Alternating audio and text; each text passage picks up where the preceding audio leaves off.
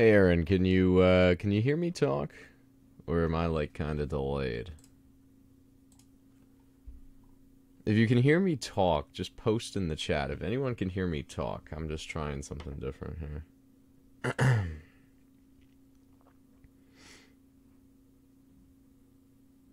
Can anyone hear me talk? Oh, awesome. Awesome. Sweet. All right. So I'm trying this new system where it's like through Skype, but I can have like let's say 5 or 6 people on the same live stream, and it is you could see here like you could actually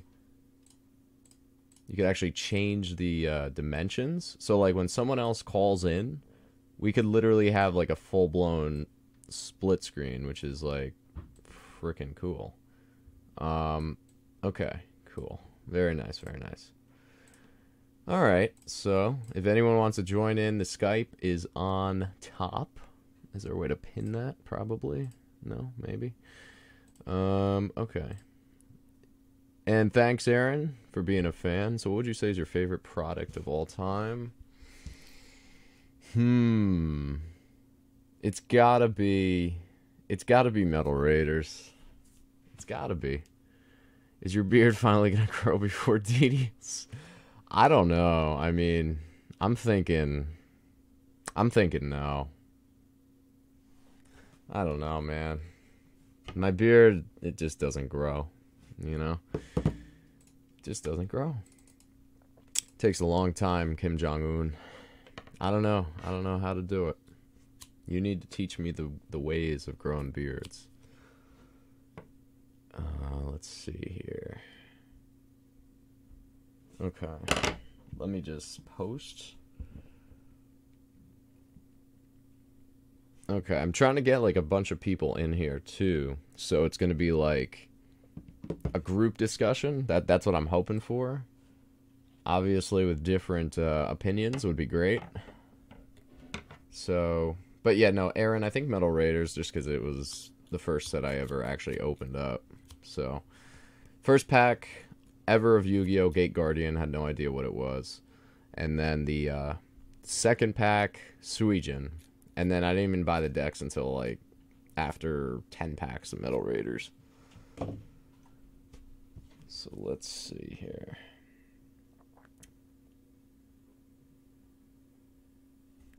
Let's see here. But yeah, no. DDS, I don't even know, dude. Like, DDS in general is such a weird instance because it's got such a high pop, but at the same time, in my opinion, it is the most aesthetically pleasing. It is the greatest blue eyes of the three in terms of demand, probably.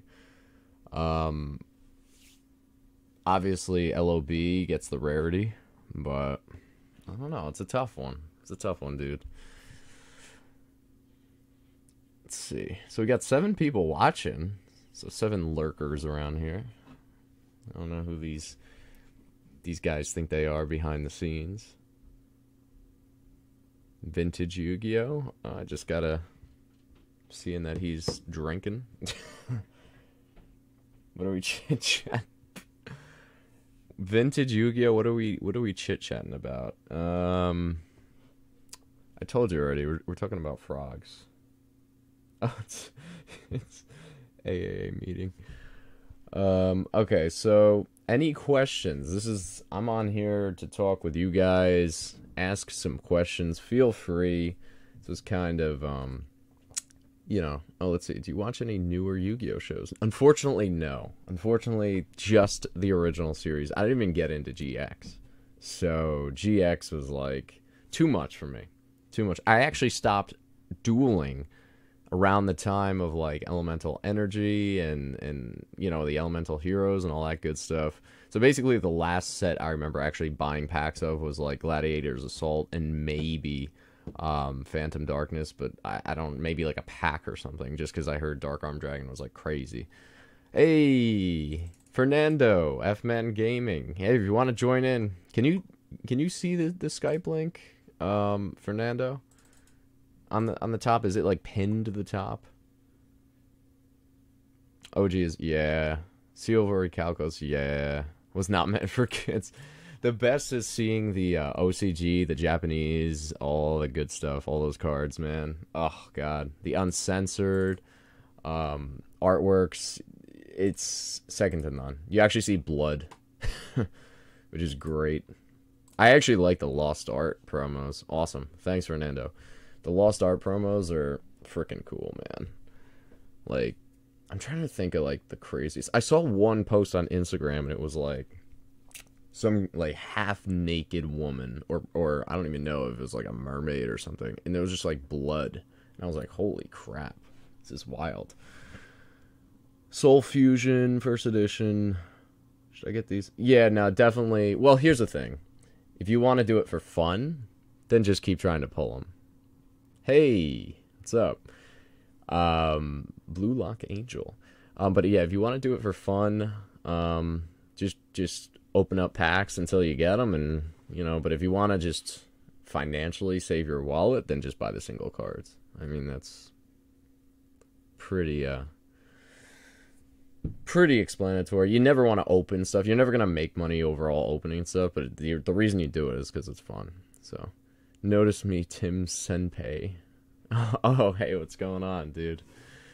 Dude, come on, join in. Where's Gezi or Gezi, right? Where's Gezi? And we're strictly graded. Strictly graded. I'm waiting to talk to him about where was he? What was he saying that I disagreed? Oh, he said that Invasion of Chaos wasn't part of the original sets. I was just like, nah. I mean, Invasion of Chaos is part of the original. Come on. Like, when you think of vintage, you think of Invasion of Chaos. Yes, opening is very fun, Fernando. Aaron, unfortunately, not a lot of them out there, but the Legendary Collection Kaiba was really good. Now, I think they actually... Did they reprint... not Ash Blossom, but the other card. What was the other card? Drill Lock or something. Did they reprint that again? Because I know Legendary Collection Kaiba always had a super return for what you put into it. Oh, thank you. Thanks for the second like. Nice. Buying singles is the best. Yeah, of course. I wish I could open packs all the time. That'd be awesome. It's just financially, you know, you're better off. Even, for example, people think it's crazy buying like a PSA 10, whatever it is. Like, let's say you want a PSA 10 Blackluster Soldier Invasion of Chaos. Like, and it's like, oh, it's $600, $700, $800. But at the end of the day, you're probably not going to pull that. Even Dark Magician Girl for $3,000 out of a box for $3,000, your odds of pulling it probably 50-50. So you're spending $3,000 to basically try for a PSA 10 of the greatest card in the set.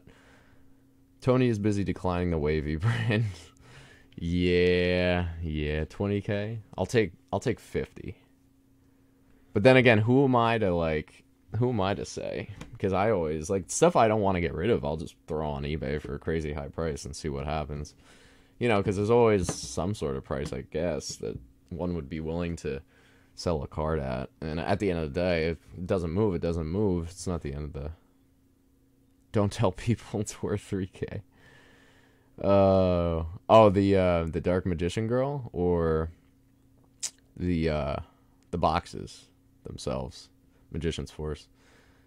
Because from what I, recall, I remember seeing like 2.5 to 3. Do you have a magic formula? I agree with you, Aaron. I don't know why Magic Formula is so expensive. Supposedly it was in like Spellcaster or Dark Magician decks early on, and then what happened was it got reprinted. But even when it got reprinted, it doesn't really matter. Same thing with Necroface from Gladiator Assault. It's like insane. It's like a $250 card, like mint, which is unreal, and it's always been like that. Have you ever considered? No, Magic the Gathering is the one thing I don't.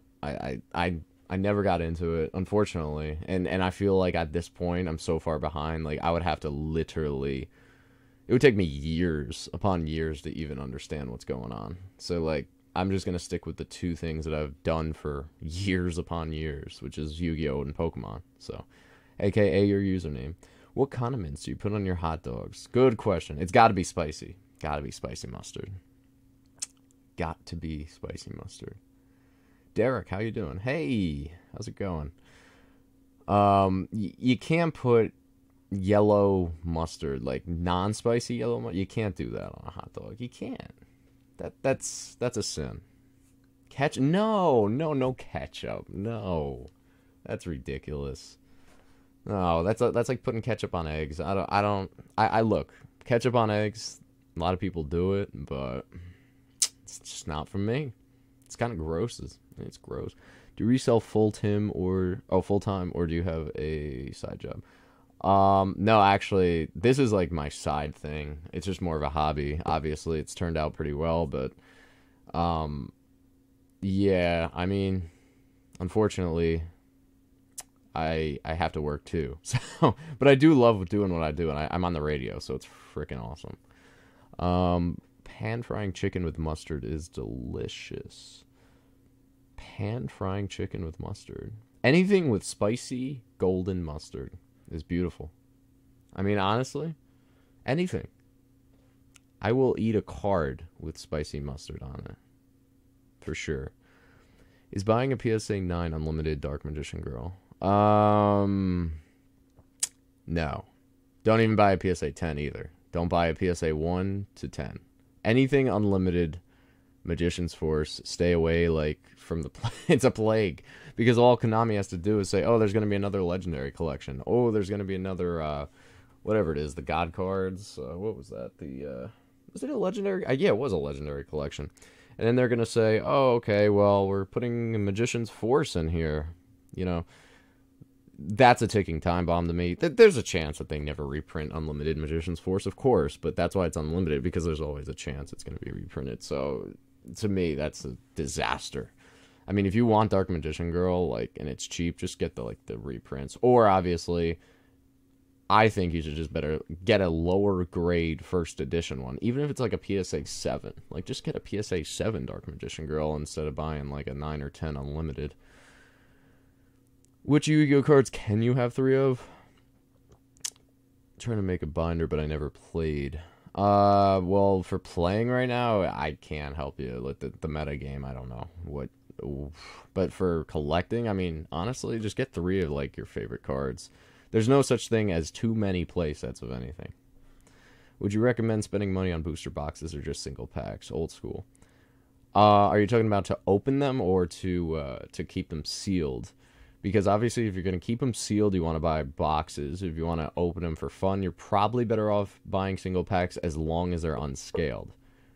Just because they are cheaper, right? Obviously, with the box, you have 24 packs, but that's going to be a large sum of money. No problem, you got it. No problem.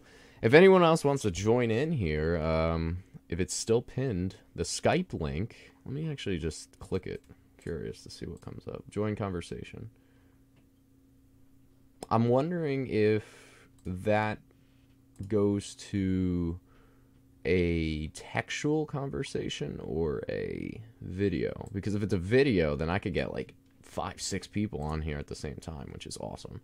So as you can see here, you could actually just like resize it. You could, you know, so if someone calls in, right, then I could kind of make this like a full-blown split screen, which would be like awesome, especially if it's a topic that's very debatable, right? Because if it's a debatable topic, it could look cool. The thing I hated about Google Hangouts when other people live stream is that Google Hangouts, when someone talks, the one person talking takes up the whole screen, and then the other person is literally a little square in the corner. So like if you're having a good discussion, you want to see both people's faces, right? You just do. Dude, come on. You didn't have to do that. Dude. Dude. That was really nice. That means now I gotta go easy on you on Modern Warfare 2 tonight. That was awesome. Thanks, man. Nah, I mean, that was nice. Go check him out, by the way. F-Man Gaming. Guy's got like crazy openings, dude. He's got like opening LOB, opening Tournament Pack 3. It's unbelievable. It's unbelievable. Now let's see what people are saying. Oh, they're talking about college. Hey, the Kribo King. What's going on? Dude, if you want to join, feel free. Oh, that was nice of you, Fernando. I honestly, we just gotta hang out one time. You're too close not to hang out. You know, it's way too close. Or do like a double date kind of thing. That'd be awesome. Not with us. For all the viewers out there. I mean, I guess we can, but let's see. What's your favorite season? Thanks again, though. I appreciate that, Fernando. Oh, it does sound kinky, right? Me and Fernando? We could do like a live opening of Metal Raiders. Just me and him. Oof, it's gonna get hot and steamy. Let's see. What is your favorite season of the original? Definitely just like the first season. You can't beat the original season for sure. I love the original season. You know, the Exodia obliterating. That was the classic. The classic. GX was cool, and the God cards honestly were cool, but the Sacred Beast I never got into as much. One more question: is there any way you know of that? Okay. Am I homosexual? No. I'm open in terms of like I'm never gonna judge someone if they're homosexual or not. I mean, that's their choice, but no. I was just saying he has a girlfriend. I have a girlfriend, so it would have been cool to do like a double date kind of deal. It'd be cool, just a evening out. You can find an average return of sealed art. Let's see. You can find average return of sealed art.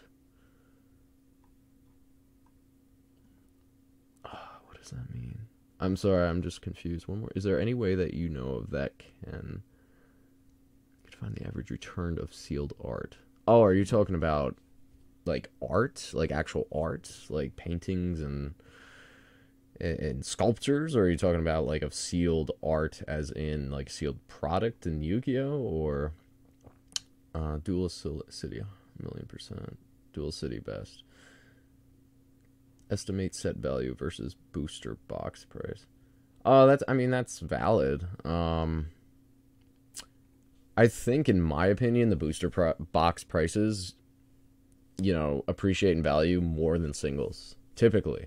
However, having said that, they do take up more space. You have to realize, too, it's also a hassle selling a sealed product because you never know if a buyer is going to try and open it and claim that it was not sealed. So, in my opinion, singles are much safer for the return you get.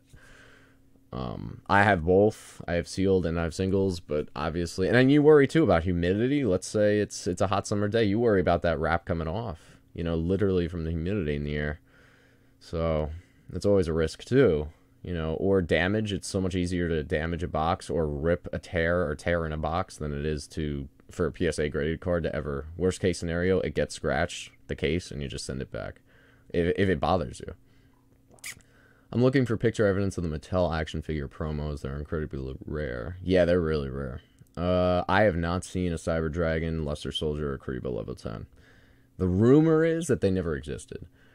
For sure. Some people have said like they've seen it.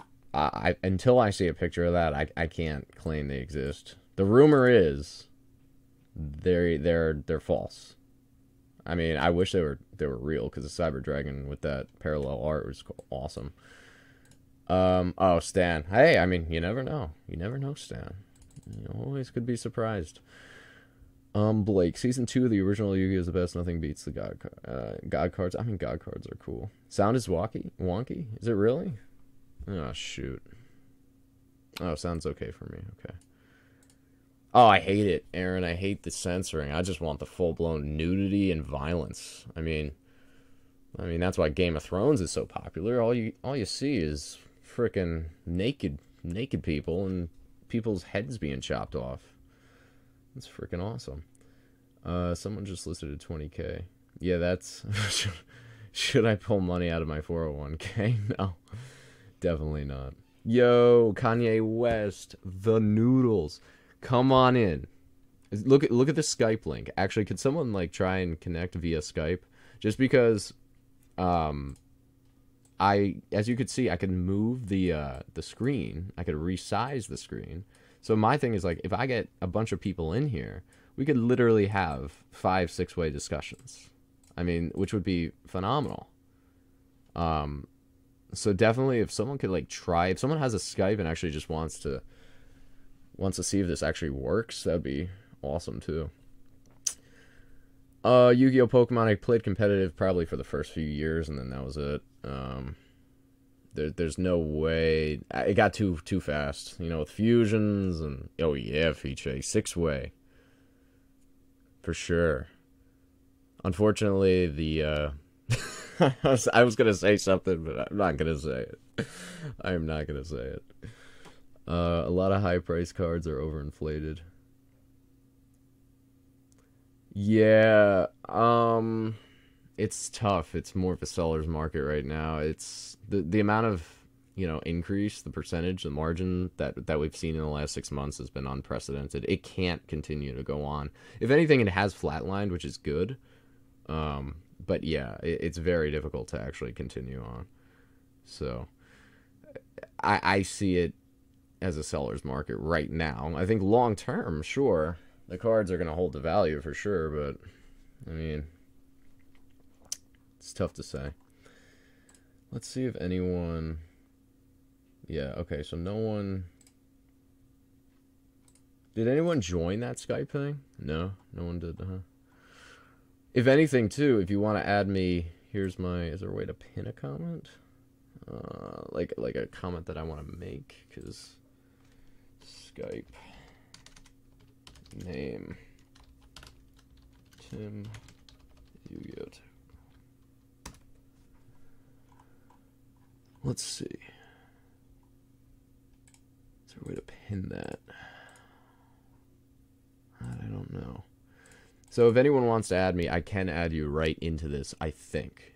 So, do you believe it would be a good idea to grade a newer card? Only if it's a prize card, only if it's a rare card currently. Let's say, for example, it's Ash Blossom, the original. Obviously, that had some super value for a long time. That's probably one of the few current cards that I'd actually say, all right, it's worth grading.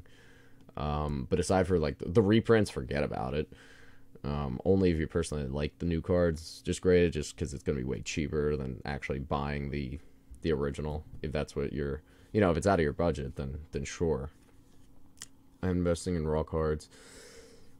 Yeah, I mean, it's... Well, here's the crazy thing. And I was going to make a video on this, but at the same time, I was like, it's not worth a video. Harpy's Feather Duster is finally taking off. I'm like, it's been freaking years since that card gained steam from SDD, Stairway to Destined Duels. The promo. That card is finally going through the roof. What is it, like over $20 near mint now? I remember there were like $7 for ages.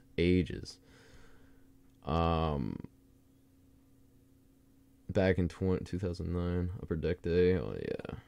Yeah, man. Cyberstein's killing me. Karma, if you're watching, sell me this Cyberstein.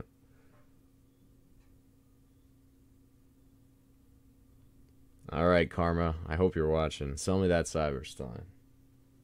You're going to get a 10 on it, most likely, and then you're going to want to get rid of it. You're going to want to get a new car or something. And I'll take the Cyberstein. So many prismatic secret rares. Are so... Yeah, well, here's the thing. Hey, he's here. There he is. 20K. 20K pennies? I'll do 20K pennies.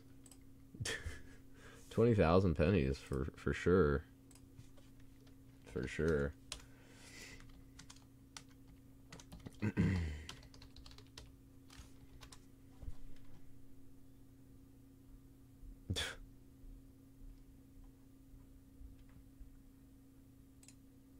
£80 of pennies. I'm freaking just... This is insane. That's $200. Get the one on eBay. Didn't you want like 7,000 or something though? That's the crazy. Even like 5,000 is like way too much.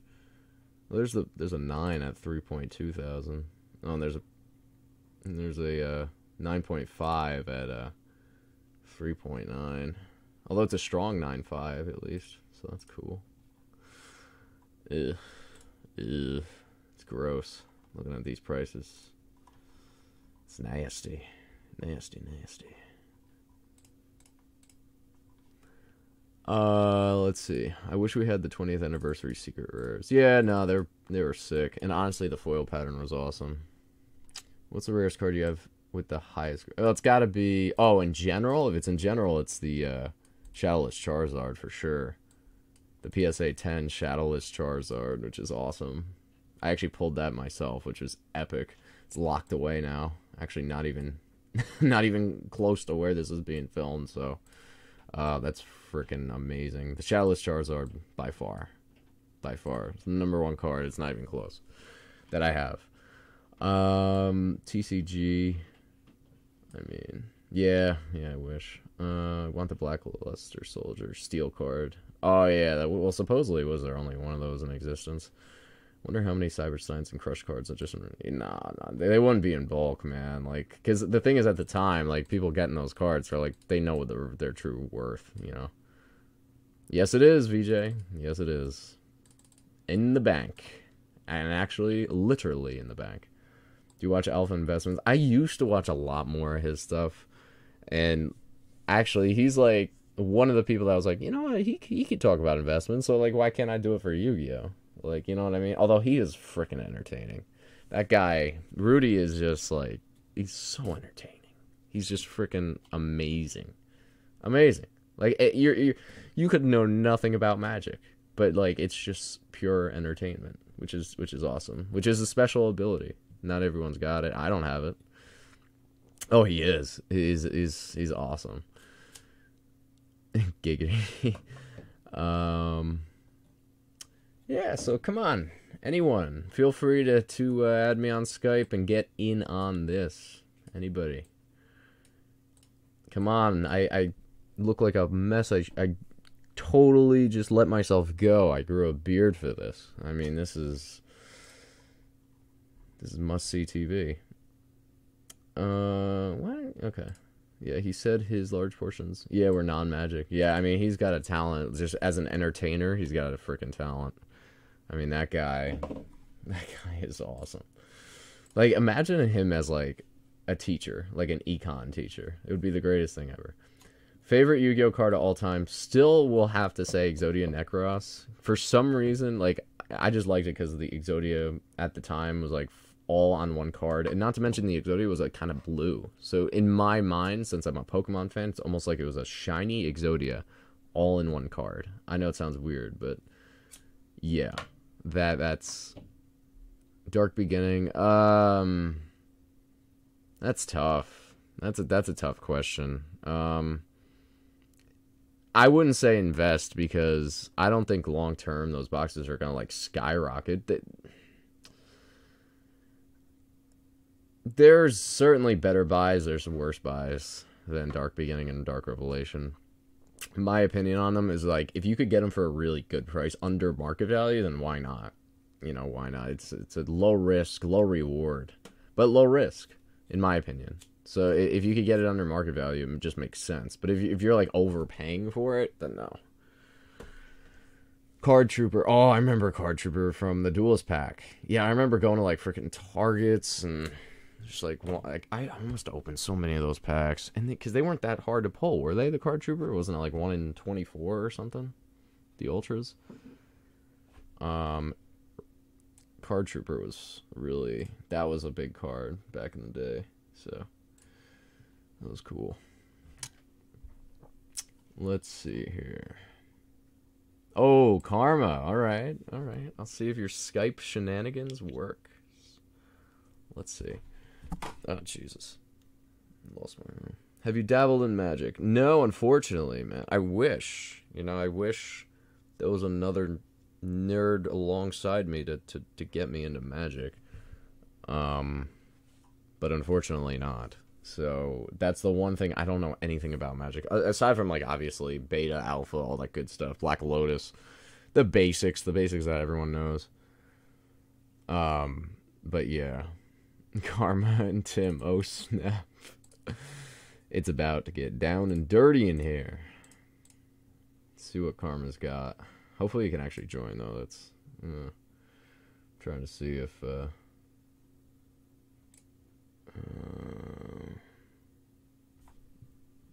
hopefully he posts here when he tries to join.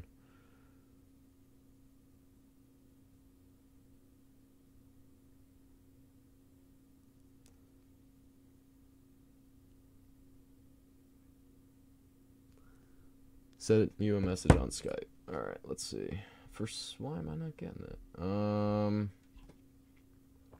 Oh wait, okay. Chats. All right. No, I don't see anything. It's the one that says Tim YugiohTube, right? Notifications. I'm not seeing any notifications. Yeah, no, I'm not seeing it. That's weird.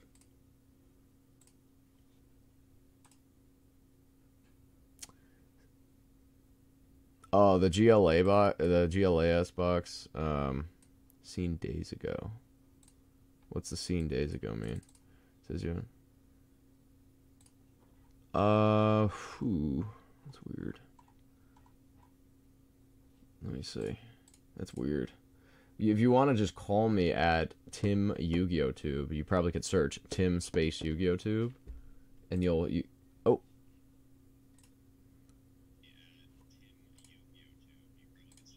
Oh, I see somebody. Hold on. Yeah. I'm gonna try and add you in here.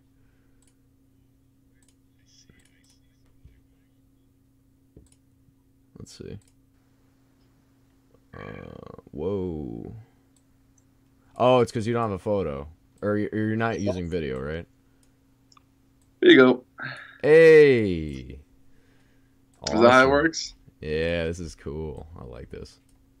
I have to meet you because there's a delay. It's amazing. Oh, dude, it's... Wow. Yeah, it's like 3 a.m. for me, so... Oh, it's 3 a.m. Oh, damn it. I'm up. It's fine. Figured I'll help you out. Yeah, no one wanted to. I was like, damn it. All right, cool. Let's see. I'm all blue, basically. It's my tan. I got a nice tan. Nice tan.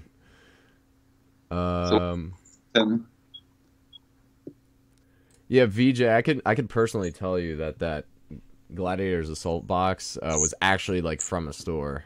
Like I actually know the store it was from. So it just was stored very improperly. So, but I'm not gonna open that just because it's too expensive.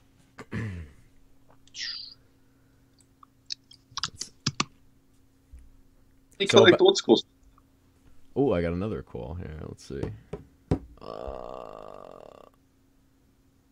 Merge this call into the current call. Sheldon. All right, let's see. Sheldon, oh boy. Let's see what's going on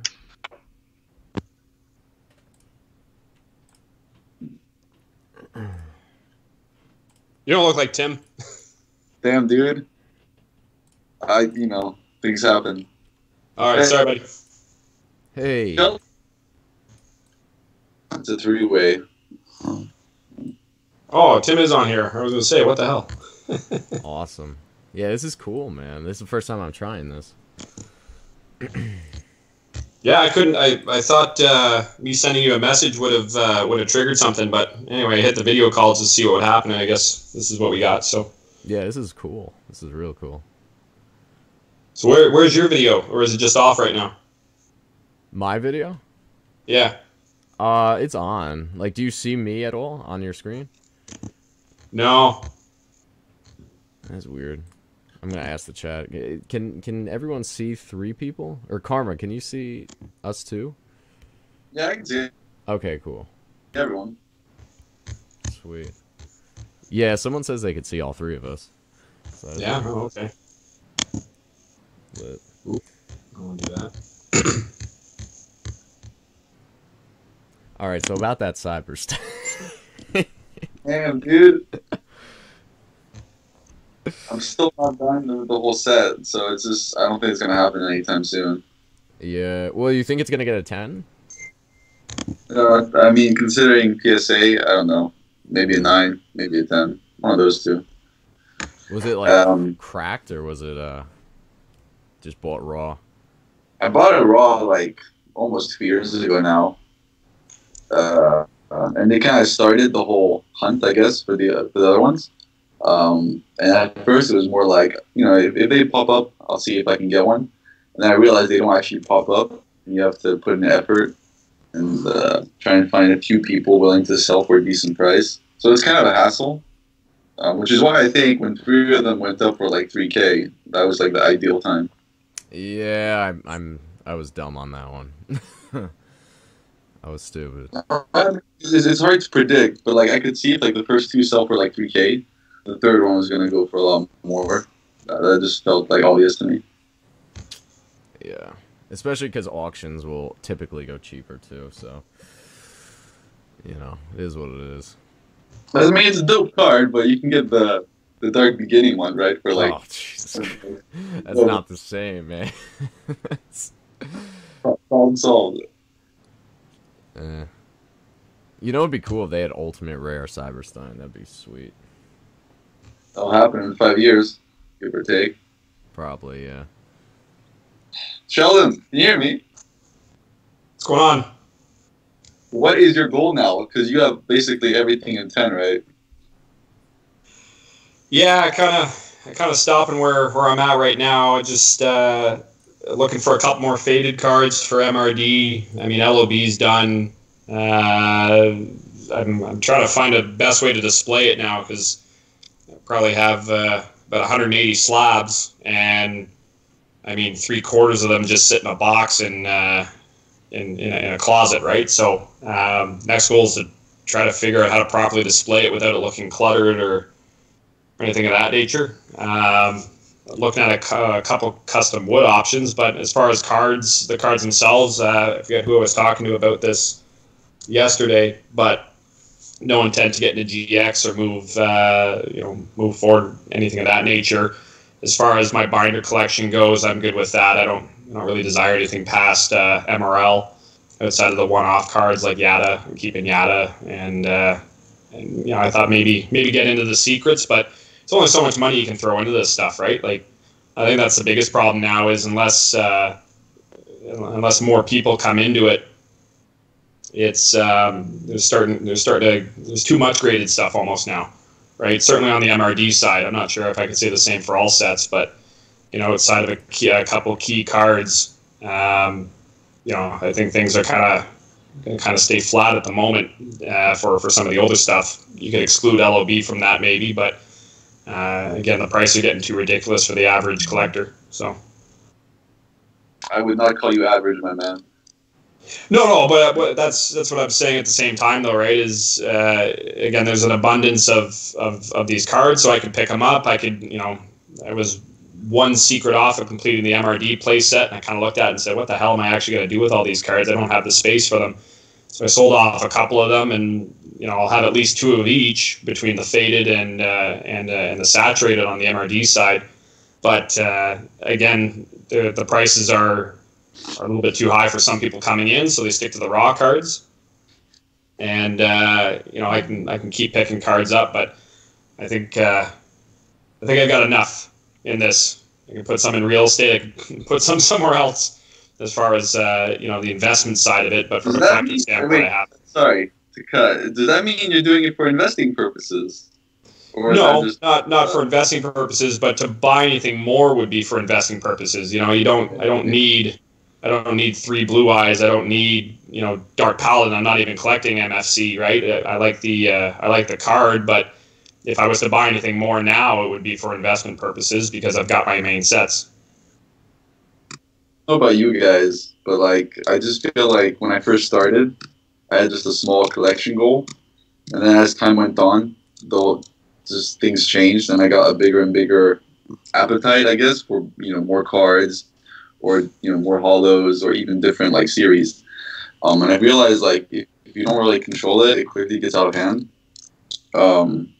Which I guess I don't know, maybe you're familiar with having a playset of everything.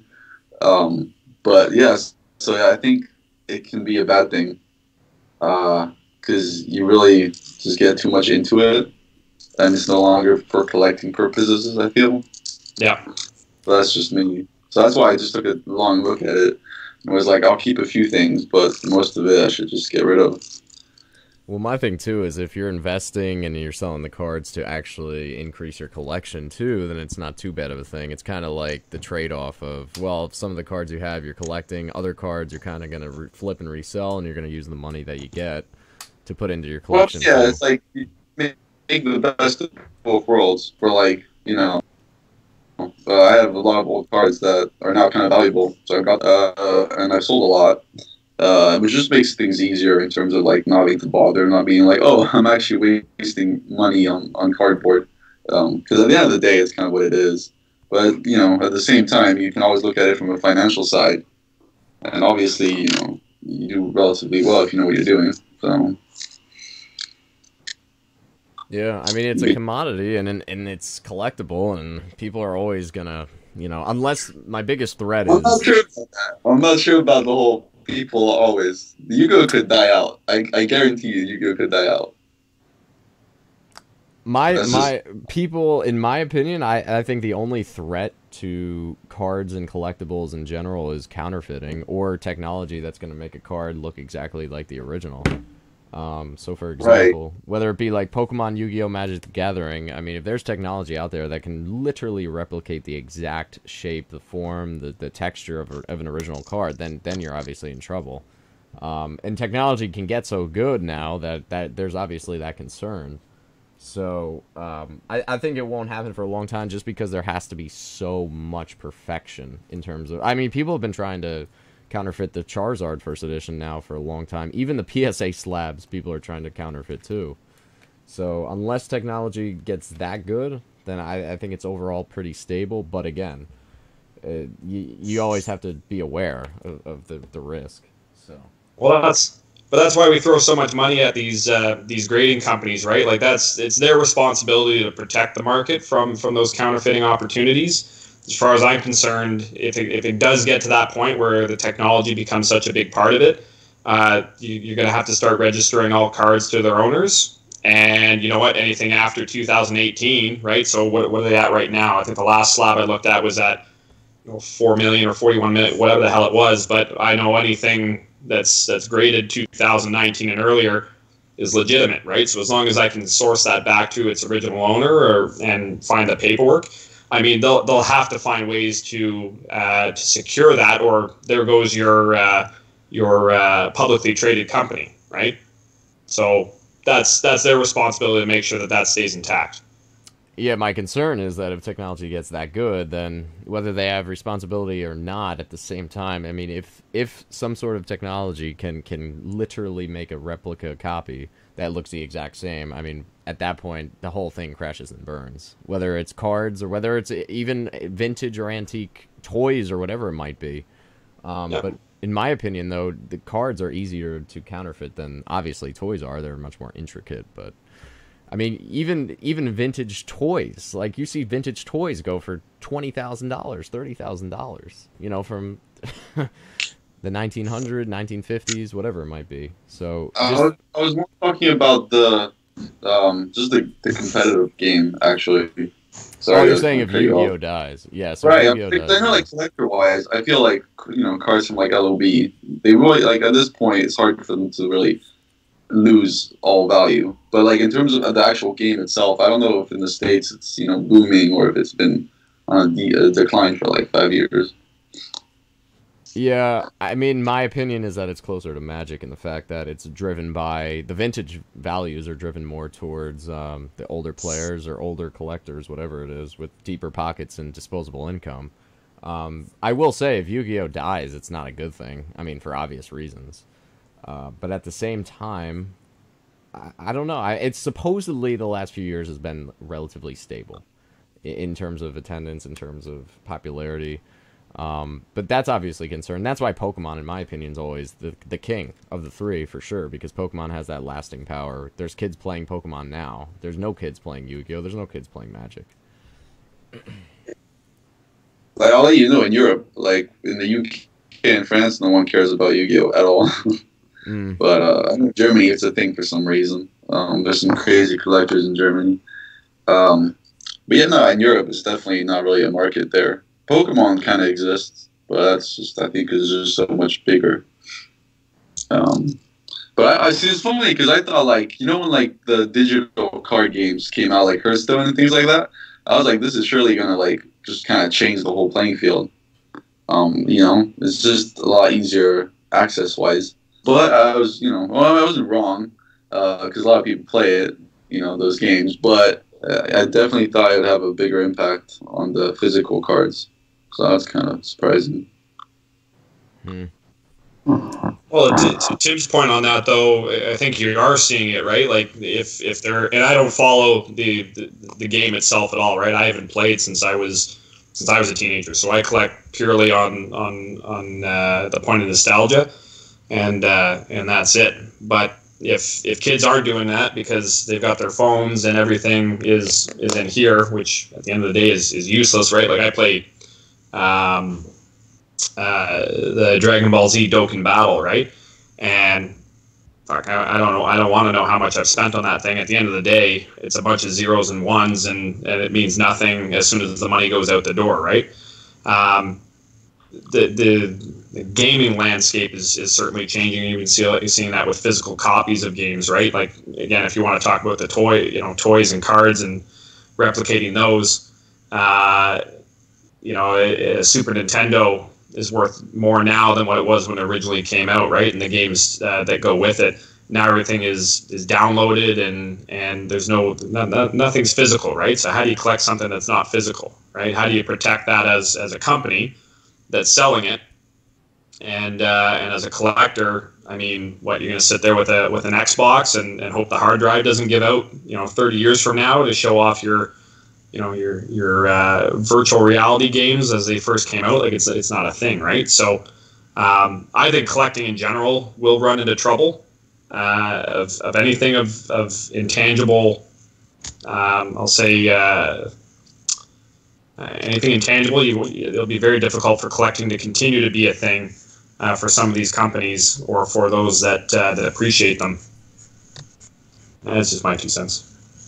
Do you think, though, that we're still in the realm of, when we're 50, 60 years old, we're still going to buy, we're still going to have that emotional connection? I mean, whether or not the future does or doesn't. I mean, and the big thing is, we would have our lives set together, whether it be financially, whatever might be going on.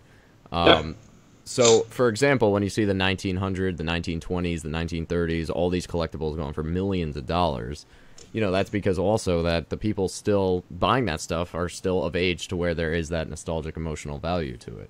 So personally, I just feel like obviously the Yu-Gi-Oh game, if it goes under, it's a problem for sure. If it were me, if I were to say, all right, in 30 years, what's going to happen? What might be the best option? Pokemon is by far the best of the three. I mean, honestly, it wouldn't be the worst decision to sell off every Yu-Gi-Oh card possible and just go right into Pokemon, because I think Pokemon has that massive power and the massive appeal. And it's got already the base of people buying into it at $40,000 with a population of 100 plus on the Charizard. It's just making a lot of noise. I don't know. And it's not like Pokemon's just cards, like Yu-Gi-Oh's mainly cards. Magic's just cards. Pokemon has cards. They have everything. They have just multitude. They had the show. They have the games. It's just so much more appealing in terms of lasting value to me. But that doesn't mean that Yu-Gi-Oh is gonna die. I'm just saying, when I got into Yu-Gi-Oh, actually, I got into Pokemon first, and then I got into Yu-Gi-Oh like years and years ago. And I said, my friend's like, well, why are you getting into Yu-Gi-Oh? I said, well, it's a riskier buy. It's more niche than Pokemon is. Pokemon already has that lasting power, and that's why the prices are so high. But Yu-Gi-Oh, at the time when I was buying it, wasn't too much. But now it's almost to the point where these prices are getting a little bit insane to the point of, like, now if you're holding, you're taking a risk. Because if you're buying now, even, you're taking a risk. So, given some of these prices, if you want to risk it. All I know, Tim, is I think it directly correlates to the box prices. The second the box went mental, everything else went up. Oh, for sure. For sure. There's no denying that at all, right? Like, it's and there's a couple things that play into that. If people are investing, right, and they're open to investing, and that's how they're looking at this, then they're open to gamble, right? And if you can make the correlation between the two, if someone's going to buy a box for the potential that it has, the secret rare in it, or the blue eyes or whatever, right? And these things are becoming, scarce to come by, and I believe that's driven as well by the Pokemon market. I mean, all of a sudden, all the Charizards are graded. We're having a harder time finding them. The price has gone through the roof. Okay, well, we'll go to the box and we'll try to get what we can out of that. I mean, they are definitely correlated. I don't understand why anybody could make the argument otherwise. The only thing I don't understand, and again, I just reference MRD because that's where a lot of my knowledge or attention is put. That box, I've seen it go for 1.8. I've seen it go for 1.2. When I first started collecting, I think it was about $900. So since last year, it went from 900 to the most recent sale I know of at 1.8. The cards have remained stable throughout that entire period. However, there is a ton of them that are getting graded. The centering is very well done on those cards. There's nobody has outright said, as far as a grading service, that there is actually a variant between saturated and unsaturated, and I'm not making that argument by any means either. But I mean, on every other case except for MRD, I completely agree. When the box goes up, the cards go up, and vice versa. They work off each other. Yeah, well, here's the thing with MRD for me personally. When I sold a bunch of my gems, this was probably 2 or 3 years ago. Again, grading was still kind of fresh at that point, but I mean, for Time Wizard, it was $150, for Barrel Dragon, and for Gem Mint 10, it was $60, $70. So I mean, the prices are way up from what they were. My concern is, like, for example, you bought your MRD cards, what was it, within the last year or so? Correct.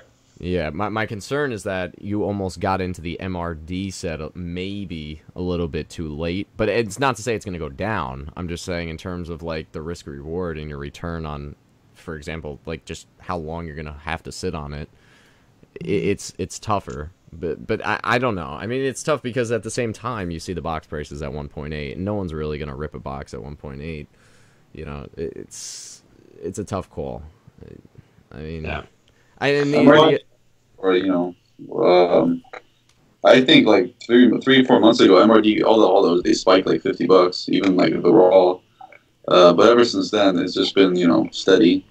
I do think it's going to go down a little bit. I think it's stable. There was a B Skull Dragon that went for $255. I was watching it and I never even got the notification that it sold. So. I mean, I wasn't going to bid on it anyway, but anyway, $255 I think is cheap. I don't think you're going to find another one that'll come in that cheap. But everything else, like Karibo, if I want to pick one card that's actually seen the biggest rise by 300%, the card was 6 months ago, $100. You? What's that? Didn't you get the first sale of 300 or no? Was that you, right? No, that was done on eBay, and within 2 weeks, I had another one sold at 300 on IG, another one sold at 275 on IG. But you're the one who sold it for 300, right? No one else, Not right? the original, no. Okay. So I was 2 after that, so there was three that sold at 300.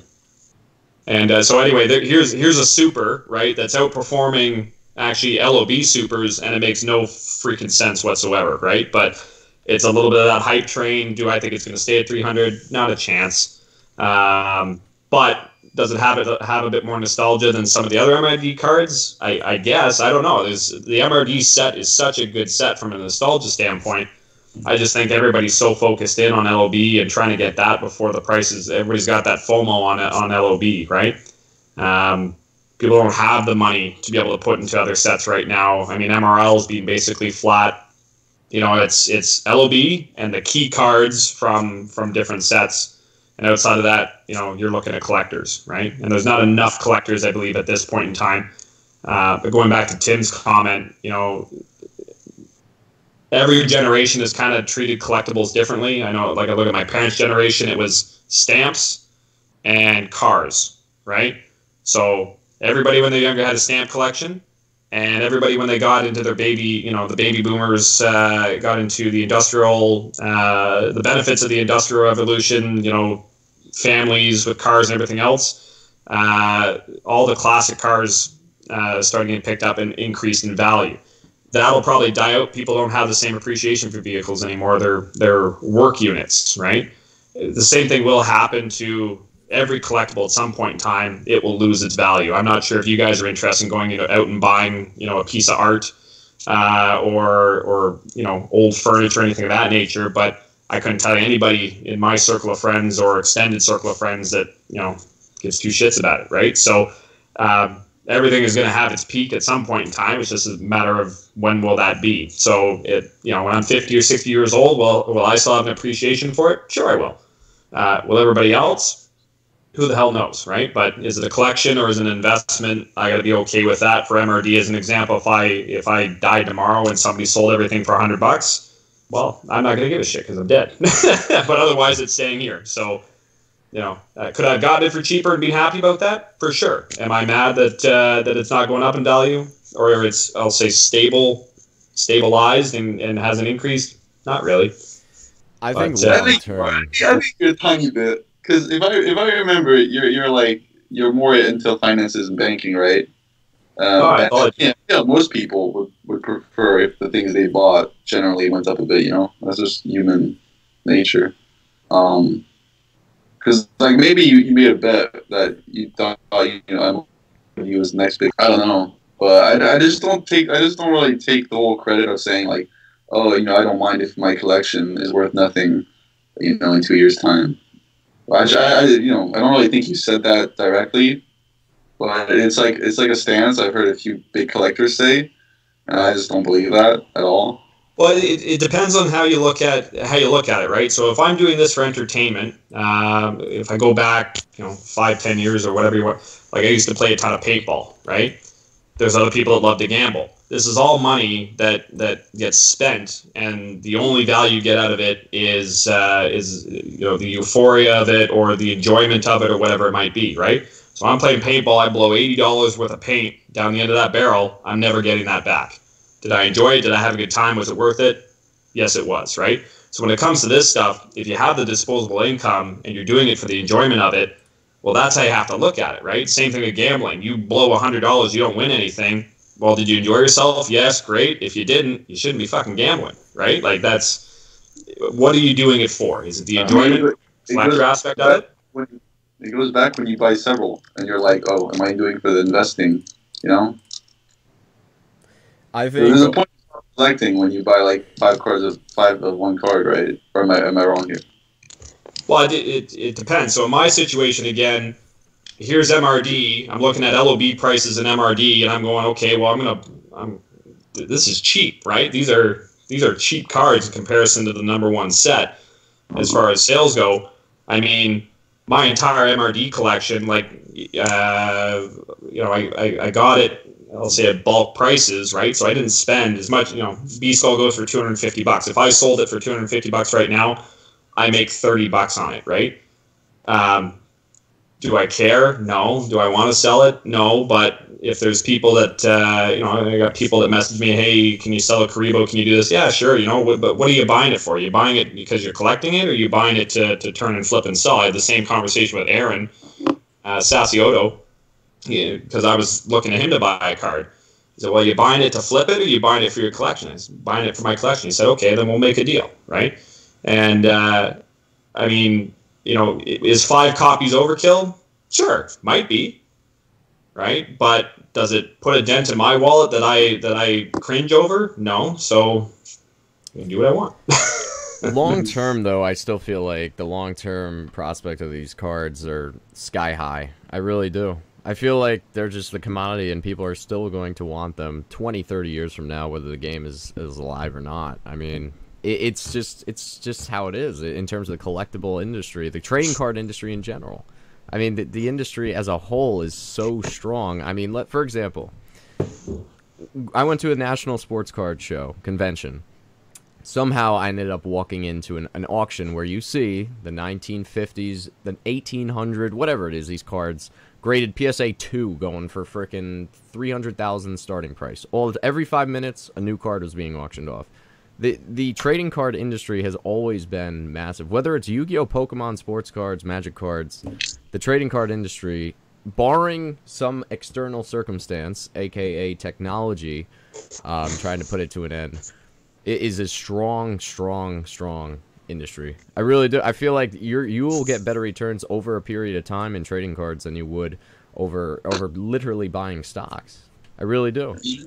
I feel like your technology stance is literally like, point on. 100 years ago, cards, besides cards, limited toys, not much going on. Nowadays, I don't know. I don't know how card games will manage to hook the younger generations. Seriously. But they don't have to, though. Well, like, I don't see how it's old. You see what I mean?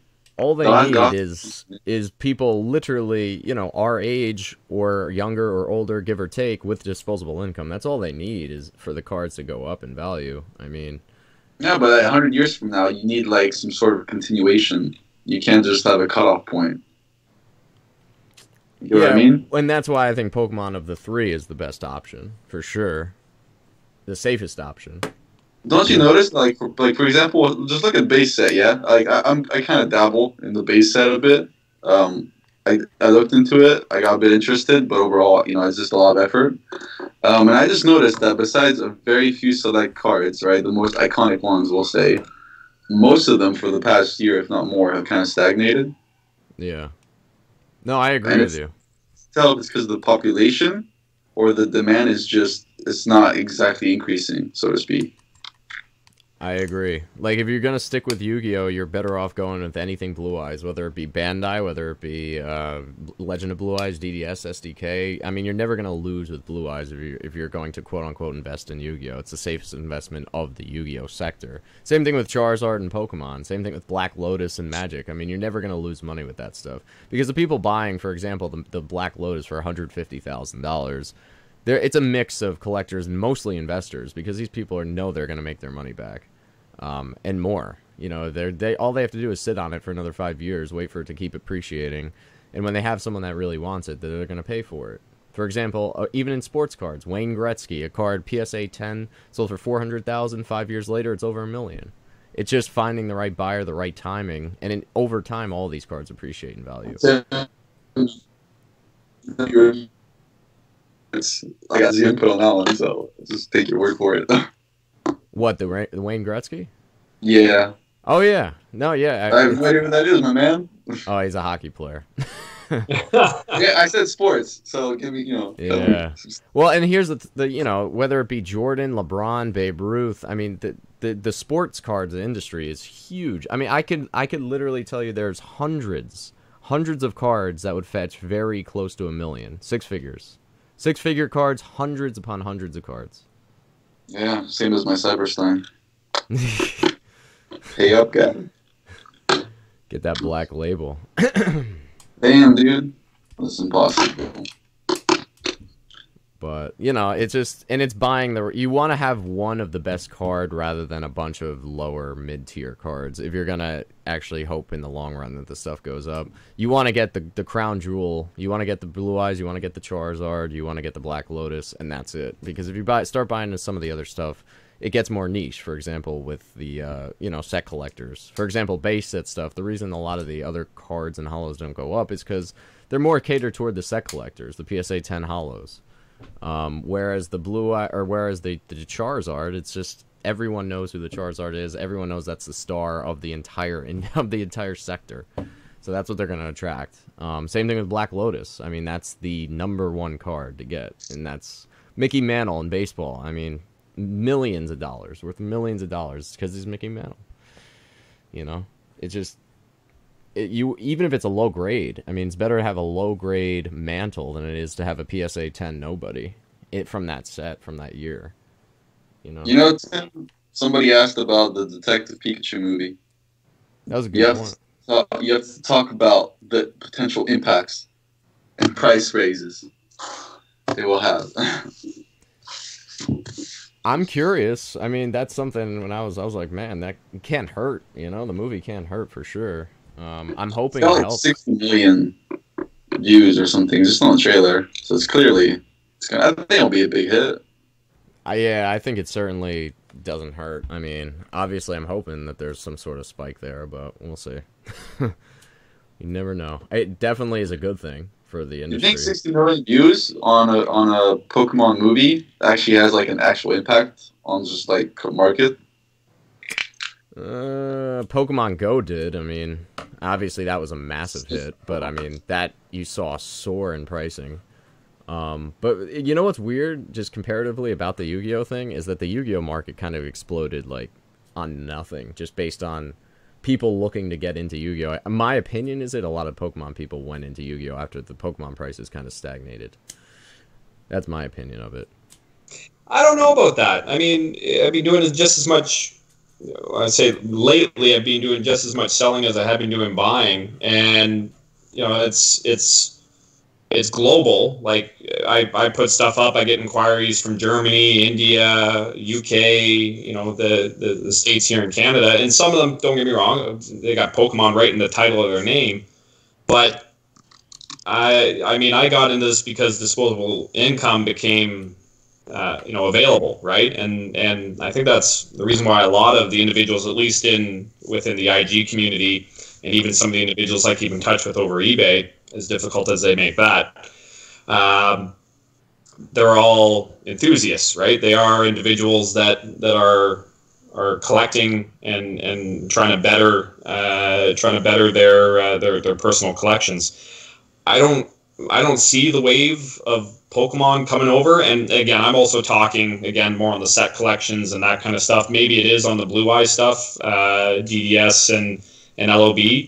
Not so much SDK, but otherwise everything else I think is, and maybe that's why you see such a high price now on Blue Eyes, and everything else is still, I'll say, lower end.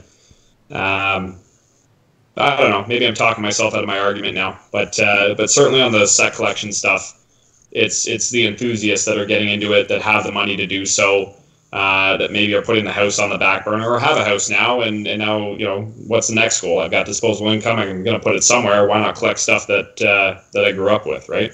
Oh, I definitely agree with you. I mean, certainly in the age, for example, Yu-Gi-Oh was 3 years older than Pokemon was. Pokemon was 99, Yu-Gi-Oh was 2002. So it's a little bit of a delayed, resurgence of... Well, someone's actually calling. I don't even know who this is. All right, missed call.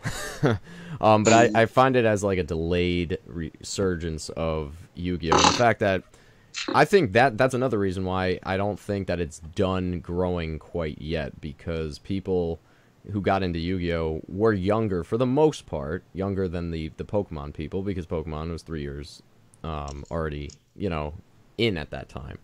So I do think that in the GX stuff, I feel like that's why GX stuff is so undervalued, because I think that is about to explode. The people who started with GX have not yet gotten settled in life and not had the opportunity to have all this disposable income to put into the game. So I do think that GX stuff has a load of potential. Even the 5Ds, the Ghost Rares, I mean, for how hard they are to pull, it's not that expensive considering the prices of some of this other stuff.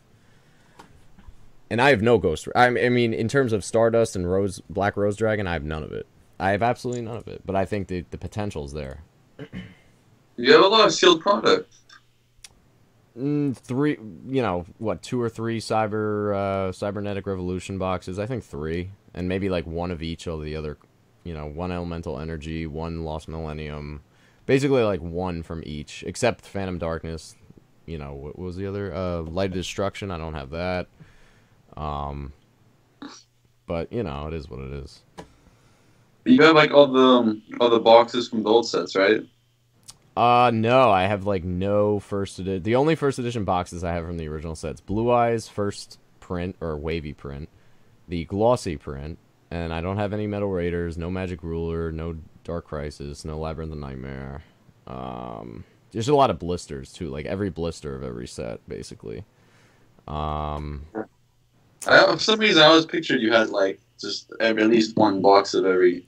Nah, I don't, which kind of sucks. But at the same time, it's like the storage problems. Like I'd rather just have the main cards.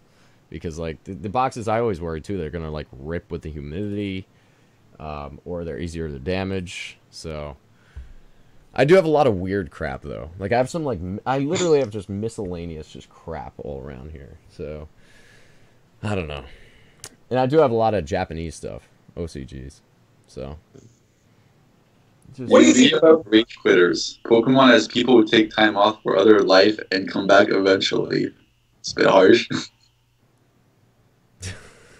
Maybe that's for the competitive scene, I guess. I don't know. I wouldn't know about it. So. I was gonna ask what you guys thought about the Dragon Ball Super stuff going on, and the reason why I ask is because, again, growing up, actually, I guess Dragon Ball Z, I actually never really got into it. I grew up in farm country, where we had antenna, and I never even heard of the damn show. Right? I actually enjoyed Dragon Ball Super. I've watched all the episodes. It's on hiatus. Hopefully, it comes back. But I absolutely love the artwork. As far as the cards go in comparison to Pokemon, Yu-Gi-Oh! Magic, the card stock and the artwork that they have is phenomenal. And we've seen some, I'll say, outrageous prices for stuff that you can go and pull out of a $130 box, right, Canadian, so an $80 box American. I've seen outrageous prices for some of this stuff. And the pull rates are not as good as Yu-Gi-Oh! Regarding the secrets, but they're still available. Is this, like, I look at it and I gotta think to myself, this has got to be because this is an iconic series, and although there were Dragon Ball Z cards, nobody really got into it. It wasn't a playable meta. There was no, and again, this is just research. There was nothing that really stood the test of time from the Dragon Ball series. But now they actually have something that does have a workable meta. I'm not sure how long it'll last, but the artwork is phenomenal. And there's a lot of Dragon Ball stuff that's very pixelated, not very well done. The cartoons themselves, if you watch them, you can tell some of the artwork there is rushed. Here we have a very good quality product. Is it the older generation that's latching onto this, or is it an experimentation with the meta that's now available? What do you... An experimentation with the meta.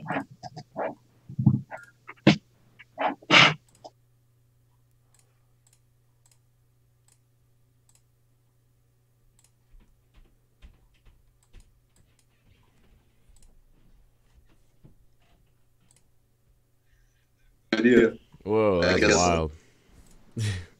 Maybe. Can you see me? Oh yeah, I can see you guys. Yeah. Well, that was weird. Sorry about that. Did you just miss everything I said, Tim? No, I heard you talking about the Dragon Ball Z or Dragon Ball, but whatever. My opinion of it is it's gonna take way too long to go up because the card quality is way too good. It's newer product. Everyone's getting them graded now. When Yu-Gi-Oh! Pokemon and Magic were a thing, no one even knew what grading was back in the original days. I just feel like it's a disaster in terms of like ever holding it long term. So, but my question more so: do you believe it's the individuals now, like people our age that remember Dragon Ball and remember that that there was nothing, all these other memorable animes that we grew up with had some kind of memorabilia that's now collectible, right? The Dragon Ball Z cards, they never worked. They weren't really that collectible. I mean, they're still, you can still buy them, and they're hard to sell at $100, right? So is it the individuals that are our age that have now found something that they can take and collect and it's memorable, or is it people screwing around with the meta and actually trying to make the game workable? I mean, it is all over the world. I just can't get a pulse on it. Is it guys like us, or is it young kids that are watching Dragon Ball Super and actually have the money to afford a $300 or $1,000 PSA card? I think it's more our age for sure. I really do. You answered your own question there, Sheldon, to be honest. Yeah. And honestly, why did the old cards, for example, the score cards, one of my biggest questions was when I was looking at that stuff, I was like, this stuff is not that expensive for how old it is. Like the original, what was it, 1990s or early 2000s score cards? I mean, I'm not an expert on Dragon Ball Z by any means, but like, why are those cards so cheap compared to the new stuff? It just doesn't make much sense to me. Well, the card stock was crap. The artwork was crap. The meta was useless. So that's honestly the answers I have, because I looked at it one time and thought, I could pick it up. It's kind of neat. And literally, I don't know anybody that collects it or puts any value behind it. There's always those like unique collectors that like chase like dead TCG games, but there's too much product of DBZ that they wouldn't even go for that. Do you know what I mean? Like there's too much that they wouldn't even bother with it. But even I remember when that game was available, and nobody ever played it. Dragon Ball Super, the card game, people play it. Like I went to Dolly's. I'm sure you know it, Sheldon. What's it called? Nobody plays that game.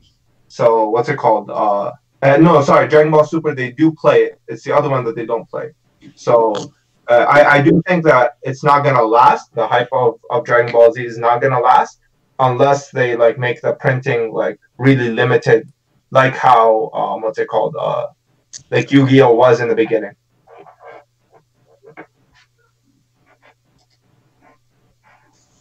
Yeah, that's a fair comment.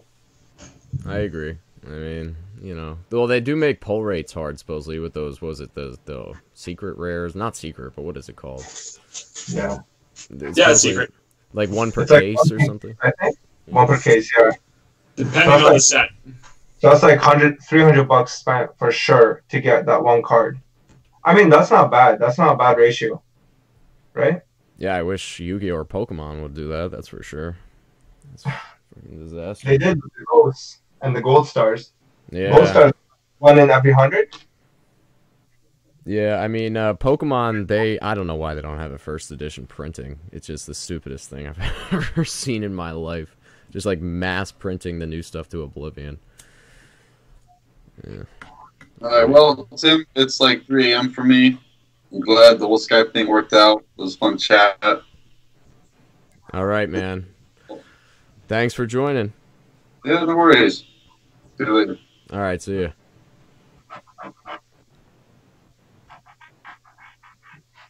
All right, so, well, it's already been over an hour, so it's been a long time. Why is his screen is just like, oh, there we go. Tim, what do you think of Cyber and Dragon? I think all the GX cards are way undervalued, man. Like, I've felt that way for a long time. Like, that's a video for another time, is the GX cards. So, because Cyber N just sold for like what's it called? It just sold for $1,000. I mean, in my opinion, it's an outlier because obviously I literally picked up mine $450 a month ago. $450. So, I mean, granted, at that time it's like a little underpriced, but like realistically, yeah. I think the value like at that time is like $550 plus. Yeah, I would say it's like $600 now. Like that's what I would pay. Yeah, I think, you know, the guy who paid $950 for Cyber End Dragon is out of his mind.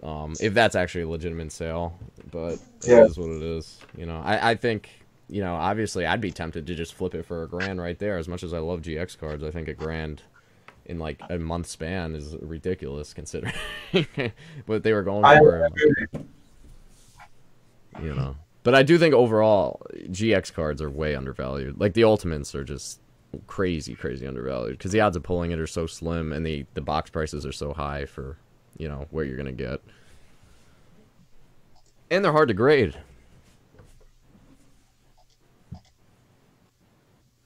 I think TLM Ultimates are not that great. You know what's underrated? I think the Phoenix card from Flaming Eternity. Oh yeah, Sacred Phoenix. That's an underrated card. That one recently sold for like $300. I think that's a pretty good. That's a pretty good buy. Yeah, I mean, honestly, the cover cards in Ultimate, like any of them. I don't know about the other Ultimates though. I feel like the other Ultimates are like, who really cares? You know, in the set, it's like, well, it's an Ultimate. Yeah, it's cool, but at the same time, what real value does it hold? You know, it's just. I think what's it called? I think Cyber Dragon is underrated though. I think Cyber Dragon will hold value. Oh, I agree. I think Cyber Dragon, Cyber End Dragon from that set. Anything elemental hero related to will always hold value. And then Horus from Soul of the Duelist would hold value. Any of the iconic cards, obviously. But we were having a good discussion about Metal Raiders, and to the Karibo King. I don't. It's so hard to gauge where I feel Metal Raiders is going to be. I still feel like Time Wizard is the iconic card of that set, along with Beast Skull and Mirror Force, actually. But Mirror Force is already like $400 or $350 as a trap card. But yeah, Mirror Force is consistently 300, plus or minus $25, depending on who argues fees and all that kind of stuff. Summon Skull, I think, has room, not a lot of room, but as far as the cards, I would put it above. I'd put it above Beast Skull, any Trapper or Magic. Summon Skull, Time Wizard, Thousand Dragon, because it's a secret. Probably Gate Guardian would be the last one if I wanted to put my top 4. I'm looking at them here in front of me. Is there another one that I'm missing? Nope, Karibo. Yeah. I mean, I still feel like in the long run, you'll be more than fine. I feel like any vintage Yu-Gi-Oh! Pokemon Magic cards in the long run are going to be great. I mean, barring any crazy circumstance. I think everything would be fine, especially considering the box prices right now. I don't see Metal Raiders boxes dropping in price, obviously. And the singles should reflect that, and they haven't, and that's probably because of the high populations. But as I said, I feel like demand outweighs populations. Populations can change, demand doesn't. At the end of the day, I think the ultras will last a little bit. Like in the long run, I think the ultras will be okay. I think the supers will tank. In my honest opinion, I think they'll be under $100 because I think so too. Yeah, I agree. I think every single time I see somebody get grades back, it's like a bunch of 10s Metal Raider supers. I think what's it called? Summon Skull will be up there. I think Summon Skull will be a $500 card consistently. Time Wizard I think will be a $300 card consistently. Beast Skull $300. Thousand Dragon and Gate Guardian I think will be 800 eventually, especially Gate Guardian because a lot of those are off center. I'm not sure if you noticed that. Like a lot of Gate Guardians, they're off center. So I think that one is like the only hard card to grade in Metal Raiders. But I think it'll just take a while for Gate Guardian to hit that $800 mark because like there's so many out there. Like there's so many. Yeah, I agree. The supers in general, I feel like in any of the old sets, I don't even feel like Legend of Blue Eye supers have much growth potential at all. Like, you look at Curse the Dragon, Celtic Guardian, all the Mystical Elf. I really feel like the only super that has some sort of potentials are like Raigeki, maybe Polymerization. But I think like it's hard to imagine more than $400 plus for it. Because, for example, I sold one of my Celtic Guardians for $400. I mean, it's insane. Like, I feel like anything over $400 for a super rare is just astronomical. The only difference is, I guess, there are people in LOB want to complete the first set because it is LOB at the same time. But we had a discussion earlier about why is base set, why is that not ticking up in Pokemon? Well, it's because simply the hollows, people don't want to collect the whole set. They want the Charizard, but they don't want everything else with it. So, for example, with Legend of Blue Eyes, probably you're better off just buying the Blue Eyes. The rest of it's probably not going to grow that high. We had this conversation, like Omar and I had this conversation a little while back, and you compared it to, from the LOB set, Dark Magician, and who's the other right-hand man on that one? Exodia, I guess, would be, Red Eyes would be equivalent to the Venusaur and Blastoise for Charizard, right? Like, that, yeah, they'll hold some value. They're never going to be the same. Yeah. I can't imagine Blastoise being $5,000 and then Red Eyes Black Dragon being $5,000. You know what I mean? Like, that does make sense to me. I think Red Eyes is seeing, it's really high peaks right now. I think it will hit like maybe 5, 6, but I don't see it lasting that high, especially when Blastoise fell down to like $4,000. In the last 2 weeks, a glossy red eyes went for 2,500, net 2,500, and a wavy went for, if I understand correctly, I don't necessarily have a confirmed source on this, but about 4,000. Jeez. Yeah. Yeah, that's a lot of money for that. I think so. I advise against it, but that was just me. It's not worth it. Again, as a collector, you start getting to those numbers. I can live with blue eyes because of the staying power of it. Any other card, no, I'm good. May as well just put it toward a box. You know, just put the 4,000 you'd put on a red eyes toward a box. Just keep it sealed. Exactly. Yikes. I can't do boxes, man. I open. I had a case of CRV. I open almost everything. Oh jeez. Curious, in the case of CRV, how many? What'd you get in it? Like, did you get a Cyber Dragon? Did you get a Cyber End Dragon? Like, in terms of ratios of your ultimates, even though they're hobby, like how many of each did you get? I got 3 Cyber Dragons and 2 Cyber Ends. Damn, that's actually really good.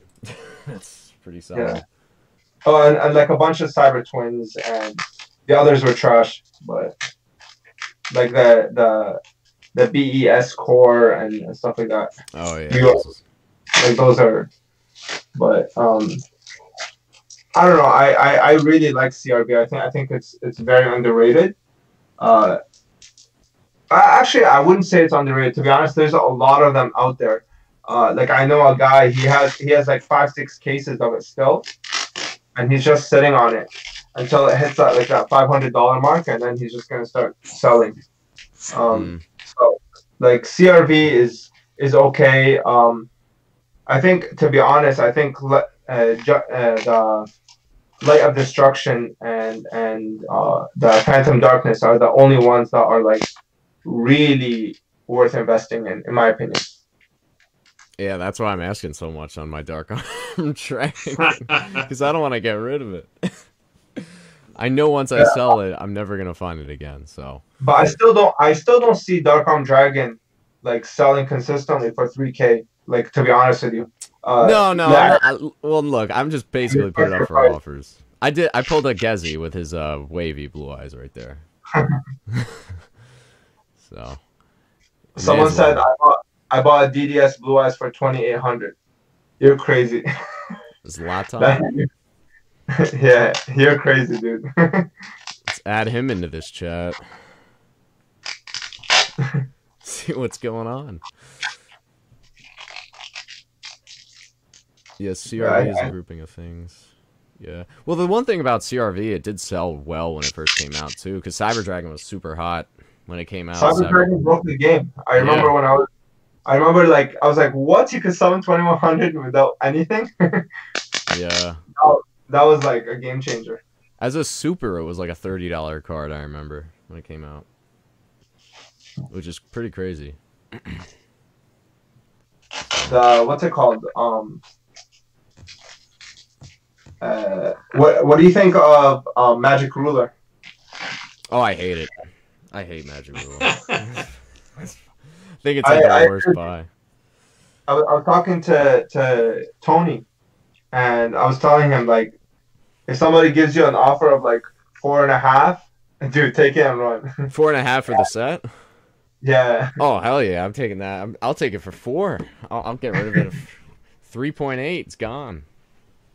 I think MRL, it just doesn't have enough there. You know, like collectible value is just not there, in my opinion.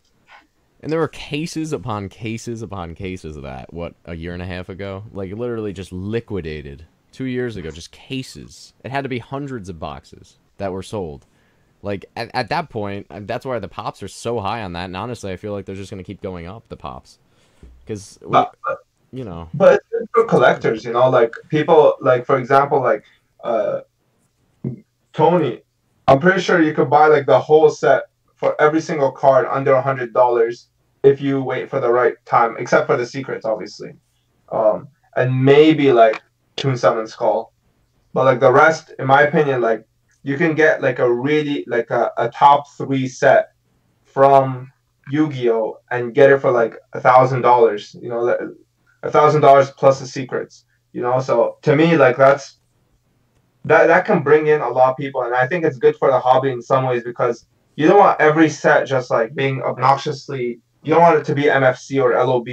In my opinion, I think having sets like that, especially when it's like significant sets, like Magic Ruler was huge. Having that for the hobby is really good because you can get a lot of collectors that can start off. Because in Pokemon, if every single card was like $500, the penetration for people will never happen. But like a lot of people can look back and see Acts of Despair, for example. Oh, like you can get it for like $100, done. You know what I mean? Like that's easy because everybody used Acts of Despair. So in my opinion, I think having that like small penetration for newcomers using Magic Ruler is pretty good, in my opinion. It's like an easy set to collect. What do you think? Yeah, no, yeah, I agree with you. I feel like, well, for example, even Pokemon, like Fossils, still pretty cheap. Like PSA 10s of Kabutops and Zapdos, and it's all, even like Lapras and Dragonite's the most expensive, at like $400 or something, or 500 maybe. I feel like, obviously, there's certain sets that are better than others. I feel like the biggest concern with Magic Ruler is the fact that there were just literally 100 boxes that were being sold like within a couple of years, which at that time Magic Rulers and Yu-Gi-Oh! Vintage Yu-Gi-Oh! Was finally starting to take off, so people were buying that with the intent to grade it at that point. Whereas with the other sets, a lot of people buying that never expected didn't even know what grading was. So Magic Ruler, oh god, it's brutal. I don't want any part of it. Maybe just the tunes. Maybe just the tunes is the only thing I would think that would hold value. But aside from the tunes, like those magic cards, like Confiscation and Black Pendant. If you're paying more than $50 for that, you're overpaying. Yeah, it's just not worth it. Spellbinding Circle's okay too. By that math, are you saying somebody actually offered Tony over $4,000, or that's what he was entertaining at? Because like, I think that's way over what it actually should sell at, right? Like as far as the entire set goes, I think 1,000 is too light, to be honest. But I'm saying excluding the what's it called, the secrets. You think it could go for more than 1,000? Yeah. You're talking all the ultras are now $50 as well. Yeah, okay, yeah, like 1,500 then, 1,500 plus secrets. Yeah, well, you're looking at 2,500 $2,500 is I think is a good price if you're buying it all together. And that's one thing I've learned. And again, I've never collected anything prior to Yu-Gi-Oh! And the one thing I've learned is people aren't necessarily interested in buying sets either, right? So the value diminishes when you package it all up, because people like to chase. They like to go and find it, and they like to hope they get a bargain right on that one card, and they get that shot of what do you call that? Whatever endorphin gets you going, right? When you score a good deal and the card shows up and there's no scratches and it's what it's supposed to be. So, but anyway, if I got a full MRL set right now, if somebody offered me $3,000 for it, I'd sell it. Here you go, take it. Right? Honestly, because the Axe of Despair is the only one I remember pulling that card, and that card I would pay $200 for, because I pulled it and there was a memory attached to it. Every other card, it's worth what it's worth. $50 a super, $100 an ultra, and a little bit more on the tunes. Yeah. Sheldon, didn't I sell you my axe actually? I did. Oh man, I would have given you a better price if I knew it was you when it sold. Well, it popped up on eBay, right? There was one in Australia that had a card guy. Phil, I think his name is. Oh yeah. And I was looking at it, maybe, and then all of a sudden it jumped up $50, whatever it was, and it had no rationale as to why it did that. So I ignored it, and yours popped up, and I went, you know what? I like Tim. I'll buy it right now. And I even sent you a message. I'm like, hey Tim, I'll buy it off you off EJ or IG. And there were 3 people watching it. I went, nope, not even going to take chance on it. Just mine. I would have given you a better price. So whatever. The next one. If you need it's not about that, right? When you're nickeling and diming on a $100 card, I mean, it doesn't do anybody any justice, right? Like, I get it, $2,000, $1,000, $10,000, whatever it might be. Sure, I get that. It's a big chunk of money coming in all at once. $100 card. If I'm going to beat you up over $20, I forget who it was. I think it was Vintage Yu-Gi-Oh. Had sent a card out, a PSA 8 or whatever it was, and the guy said, "Oh, there's a scratch on the case. Reimburse me $25." Right? Oh yeah, I remember that story. Like, really? Mail it back to me. I will literally smash it in front of you and pull the card out, sell it. Right? Like, it's the card's not worth what. Oh man, that stuff is go away. I don't have time. Yeah, the thing is, like, with the people that complain about the scratches on the case, it's like it's inevitable that the case will get scratched even with a sleeve on it. Like, there's gonna be some minor little thing from the factory. That's what I don't understand. Or if it was that big of a deal, you should have asked him beforehand and said, "Are there any significant scratches on the card, on the case?" You know. Yeah, I get it to a small degree. I do, but the whole point of having this case on here is to keep from the card being damaged. The case itself, it's plastic. The plastic is worth nothing, right? Except the $10, I guess, to actually get it encased in the plastic, if you wanted to include that in the price. But no, I am not reimbursing you on a $100 card 25% of your purchase price. That's insane. Send it back to me. Actually, yeah, I gotta block that guy too. I don't know who it was. The eBay member. I don't want any part of that. No. It's brutal. What's it called? You know what's funny though? You got this case to protect your card, and it damaged like my most expensive. It damaged my blue eyes. This case. Omar, did you confirm? Because I know you showed me a case where the card was actually properly fitted in it. Did they change the cases? New cases, yeah, it's new cases. It's awesome. Same size, but the frosting is bigger, yeah. Just like you said. No, I will send every one of my cards in to get that done properly, because this does not, honestly, it's supposed to, and it'll protect against scratches and stuff, but I mean, I did a little video, tap it up, tap it down. I mean, you can easily jam that card in there and it's done. It's not a PSA 10 anymore. Yeah, it's man, I was so heartbroken on that blue eyes. Oh my goodness. Like, that blue eyes was like... So if you guys don't know, I had a Blue Eyes White Dragon, PSA 10, first edition. And it got... I'm not sure what happened. Like, I put it in my bank safe, and then it got stuck at the top of the case. And I tapped it down, and like literally the whole top was like ripped. Like it was like ripped. Like here, it was like so much whitening and stuff like that.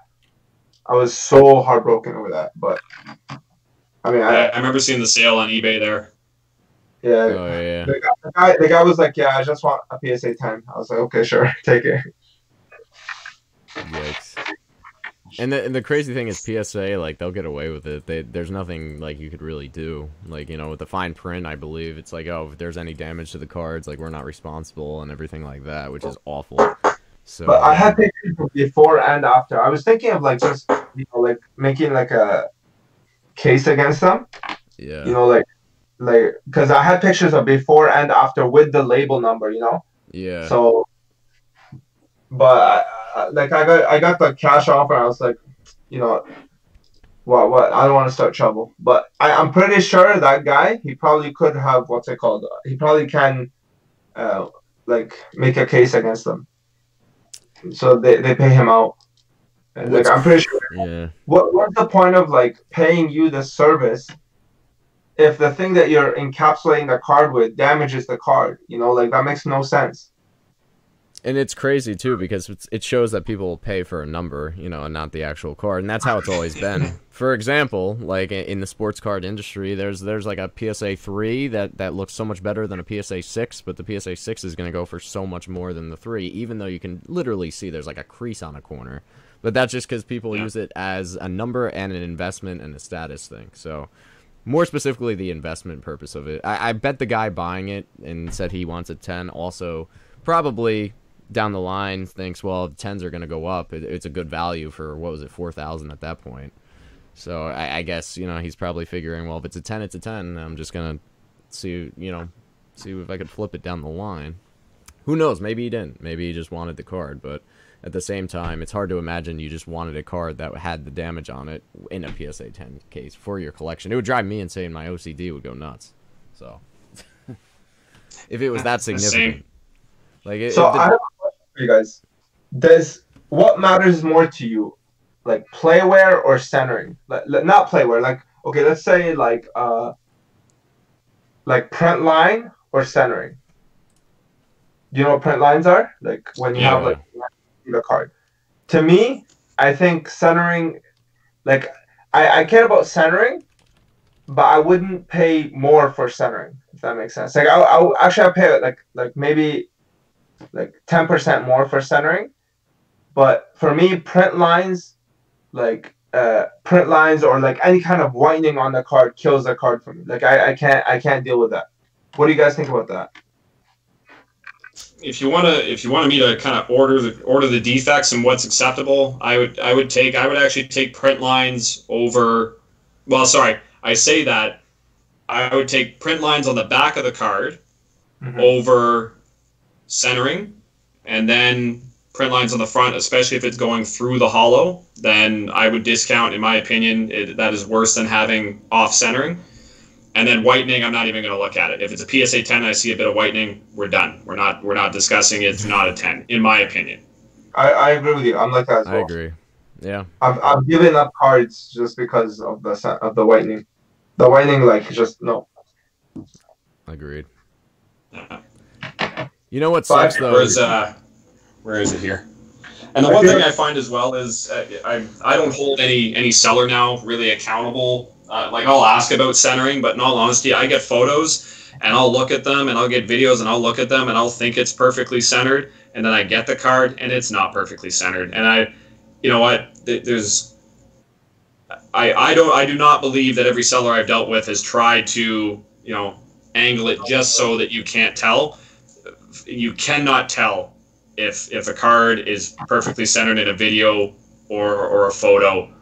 And I don't know if you guys find that to be true or not, but anyway, I don't give anybody a hard time with that anymore. I've noticed some sellers, like, they do this thing. They do this thing or this thing or this. I don't know if you guys have noticed that, but like I've noticed some sellers. That's why I lay it on the table and just take pictures of that. Oh yeah, if I really care, I've actually asked for it to be laid on a table on a white background, because I find even with a dark background, because it's shiny, it actually goes through the case. It can blur. They can blur it, but again, I haven't gotten particularly picky on that. I've only done that with like 500 plus cards. I don't really do that with like smaller cards, to be honest, because it's just like, I don't know, like with under 500, it's not really worth that much. But after 5, I try to pay attention, because like it's gonna go into my collection. I don't buy 500 plus cards unless they're going into my collection. I need the collection to look good, Like the guy that sold me this, he made it look like it was perfectly centered, and oh man.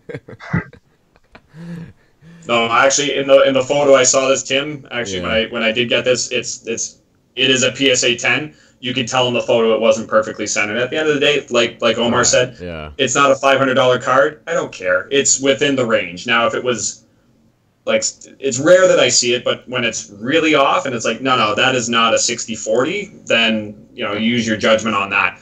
But this is a 10, right? So, but you can't always tell, right? So when I can tell, I really know that it's not perfectly centered. Well, yeah, and actually, Strictly actually bought my Dragon Master Knight, and then he asked for like a ton of photos too. So I was like, sure, of course. And then so I gave him the photos. My thing is like, if it's that important too, obviously feel free to ask for photos beforehand, because there's nothing really to hide as well. So I'm more than happy to give photos. Oh, yeah. You know what I mean? If people aren't going to give you photos, then that's a problem. So, but yours is perfect. Honestly, the dark, I don't know what centering problem you saw. Honestly, it looked perfect to me. Yeah, I don't know. Maybe I just got screwed by PSA too much before this latest submission. Because this latest submission, I feel like whoever was giving me the grades was he had a great day. That's I will say that. But I mean, the reason I asked is because like I had a chance to buy this or the exact same card, but with whitening on the back, and I had to pay either more for this or like take that one. And I ended up paying more for this just because, like, there's no whitening, but it's a little bit off-center, if you can see. It's a little off-center, so... Yeah, I mean, for me, if it's, like, as long as there's no, like, glaring mistake, like, if the thing isn't so far shifted or if there's no whitening, like, as long as there's no glaring mistake, like, I'm fine with it, because, like, I understand it's all subjective. At the same point, 9s and 10s, 10s and 9s. Yep. So interchangeable. So like I'm pretty lenient when it comes to that, unless there's like some sort of massive like whitening creases, just super off center. Then it gets a little ridiculous. But I'm pretty easy typically. I know a lot of people aren't actually, so you know, I'm pretty lenient with that stuff. I bought a Ghost Rare Honest from Port TCG. They had it up for like $400. I bought it and I got it in, and like literally, like a piece of the card is like ripped off. Oh my god! From the back, it's like you could like clearly see a white triangle coming out the side. Oh my like, god! I don't know how that got a 10, but that one I ended up returning. That was like probably the one card I returned. I'm pretty sure I never returned anything else. Weren't they cheap too? Weren't they like $400 or something? Yeah, that's the one. Yeah, I bought that one for $400, and I asked him for pictures, and he'd only sent me pictures of the front, and I'm like, cut it in. I was like, okay, no, this is going back. Wow. Since we're talking about errors, I got a question for you. So PSA 10. Is this a PSA 10? Is fading, because if you got a print line, right, then it shouldn't, my understanding is it shouldn't be a 10, right? If you have a hollow foil shift, not a 10, is a clearly misprinted card as far as the ink goes, because it's not faded. Everything else is black. The lettering is black, so the ink itself has been changed, or everything would be faded. Should this be a PSA 10? I say yeah.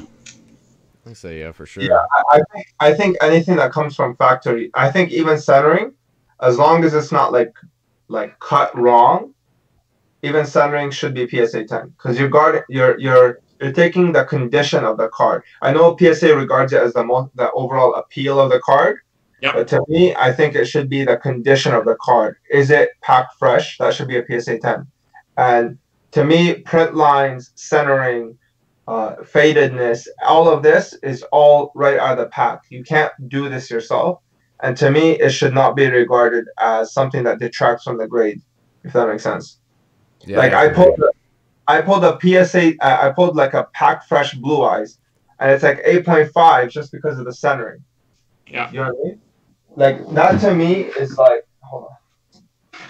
Like this would have been like a $7,000 card, like a wavy Blue Eyes, and it's like packed fresh perfect, and it's just off center, and it got an 8.5. To me, that's not fair. You know what I mean? Like, especially when somebody's trying to like get like a really clean copy of the card. Why you gotta hurt him like that with like 8.5 grade when it's like literally perfect? It's like 9.5 everything. It's just the centering is an 8. I don't know. To me, like I don't think that should bother the grade too much, in my opinion. Okay. Yeah, I agree. Yeah, I think that should definitely be a 10. I actually have like a super faded trap hole. It literally almost looks white at this point. I don't know how. Like, it came out of the pack supposedly that way, but they gave it a 10. So I don't.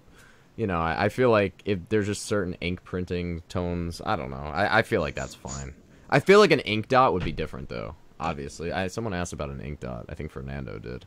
It depends, honestly. If it's like if it's something that really just is like just interfering with the art, I think it's a problem. That depends though. Like remember that I'm sure you've seen the smoke stain or like the sticker stain. Yeah. I think that's like damage. You know, like that's not a printing defect. That's literally damage. So that to me should not be a PSA 10. Like for example, erosion, like on the card, you know how like if you keep a card sealed for a long time, and like there's some packs. Yeah. For example, the decks, if you keep them because they're so old, if you open the deck, there's like sticker stain, like a wrapper stain on the card. That's damage. That's not from factory. You know, that one should not be getting a PSA 10. So that to me is not that should not be viable. You know what I mean? But even though it's right out of the pack, it's still age damage. So that's not fair. But something like you pulling a card and it has a print line across through it. Why you gotta like punish the guy for something that, like, you know, there's nothing wrong, you know, like there's nothing really wrong with the card. Well, Yeah. somebody was saying that on a recent submission, and again, I can't remember who it was, but some of the cards, and I pulled packs, fresh packs where the cards come out and they have some wax issues on the back. And somebody said most recently they had a couple of their cards with that issue and they still graded a PSA 10. So I guess that kind of supports what you're saying, as far as if it came out. And really, as soon as you put it in one of these cases, you can't tell anyway. But, you can't tell exactly, yeah. I don't. Where do you draw the line? I guess is kind of where I'm getting at, right? If an ink stain is going to disqualify it from a PSA 10, but the entire one of the colors on the card completely faded or misprinted, no issue, right? Or and at the same time, you're saying you got a really faded trap hole, it's almost white, and yet I think it might have been Karma's 7 Tools of the Bandit. They didn't even grade it; they just sent it back, right? So that's a consistency issue. I understand that, and because it's subject to review, you never know who's going to take issue with what, right? I think Tony was making a comment on that. If you send a bunch of wavy LOBs in with a bunch of glossy, they're going to look at the wavy and go, well, this looks damaged, and you're not going to get a 10 on it, right? So, I mean, there's a lot of the perception pieces to it as well. I don't know. Anyway, I just thought I'd ask because I consider it a 10, and I agree. The centering's good. It's unmarked. There's no whitening. I mean, it's a 10, but anyway, just. I'll give you an example. Like vintage Yu-Gi-Oh, he has a Art Paladin corrected art PSA 10. Okay, but like right down the side, it's like blotched like with ink. You know what I mean? Like, that should be a marked card. Like I'm sure you've seen, like, for example, Magic. If you try to mark the side because the side is black, they pin you right away for that. They don't even grade it. You know what I mean? Like that's a mark right there. Like that's not a part of the card. It's not a printing process. This is like literally a blotch of ink on the card. How does that get a 10? That's beyond me. But something like that, in my opinion, that should not be going through. But yours, I truly believe it's sun fading. Like I really have to show. Yo, Sheldon, when you stop by in Toronto, I could take you to this card shop, and they have Labyrinth of Nightmare uncut sheet, okay? And they've held it outside for so long. Like they have it outside for so long. It looks exactly like your MRD. And even they have like a display of old booster boxes that have been opened and they're on display. Also like completely washed, like the color's completely washed. It looks exactly like that. And I told him, like, what's wrong with it? He said, it's been like that for 20 hours. It's been sitting there for 20 years. Of course it's going to lose color. So, I'm pretty sure, like, that it's a fading issue. And it might be, like, how the people are saying that the magenta is gone? It might be the magenta part of the card fading. Does that make sense? Because of the sunlight. But EK in the chat is asking why the God cards aren't so expensive. I feel like the God cards aren't so expensive because the card quality is so good and there's so many of them out there. They have high pops. Their pops are so high, and the card quality, again, is like DDS, like any other video game promo. So I do feel like their value dropped a lot last year, but they're starting to come back a little bit up. When I was selling them, I was selling them for good money. Then they completely tanked, and now they're kind of like slowly going back up again. Very slowly. But at least they're on an upward trend because they really plummeted. So that's my. I mean, I feel like the G4 God cards finally might see a little bit of a rise because they're finally gone. There was a seller in Japan selling them for really cheap for a long time, for years, and then now he's been out for a few years now. So, and those cards are the nicest cards. Although I will say that Japanese cards in Yu-Gi-Oh are more niche, but still, the didn't affect the ultimate rare Blue Eyes from Spell Mask. So that card, I still need to get that. That card is nice. I had a chance to buy the LB001 Dark Magician or 006, but I messed up. Like I was literally gonna buy the card from the guy, and I fell asleep. And when I woke up in the morning, it was gone on eBay. Oh my goodness, I was so pissed. So LB1 is like the volume 1 box, and it goes for like $1,000. But inside, there's like two ultra rares: Guy the Fierce Knight and Dark Magician. And those two cards are very hard to get. You know, like very hard to get in clean condition. And those, in my opinion, are worth investing in as OCG cards. Like as far as OCG cards go, that one and like the starter deck box, obviously, like the starter deck Blue Eyes, that one is like impossible to find. But I'm not really too much of a fan of OCG just because, number one, the card quality is like way too good. Like it is amazing. And I'm sure if you've held any game cards in your hand, you will know what it feels like. It feels like ridiculously good. And number two, I just think that PSA market is mostly North American, while collector market of raw cards is Japanese. Because there is a lot of Japanese. I'm not. If you guys have been to Japan, I've been there. Like there's so many stores, like so many Yu-Gi-Oh stores. Like literally every corner you walk, there's a Yu-Gi-Oh store. So there's a lot of attention. It's just it's not PSA directed, and that's why I don't really touch too much of PSA OCG, in my opinion. But that's just me. What do you think about that, Tim or Sheldon?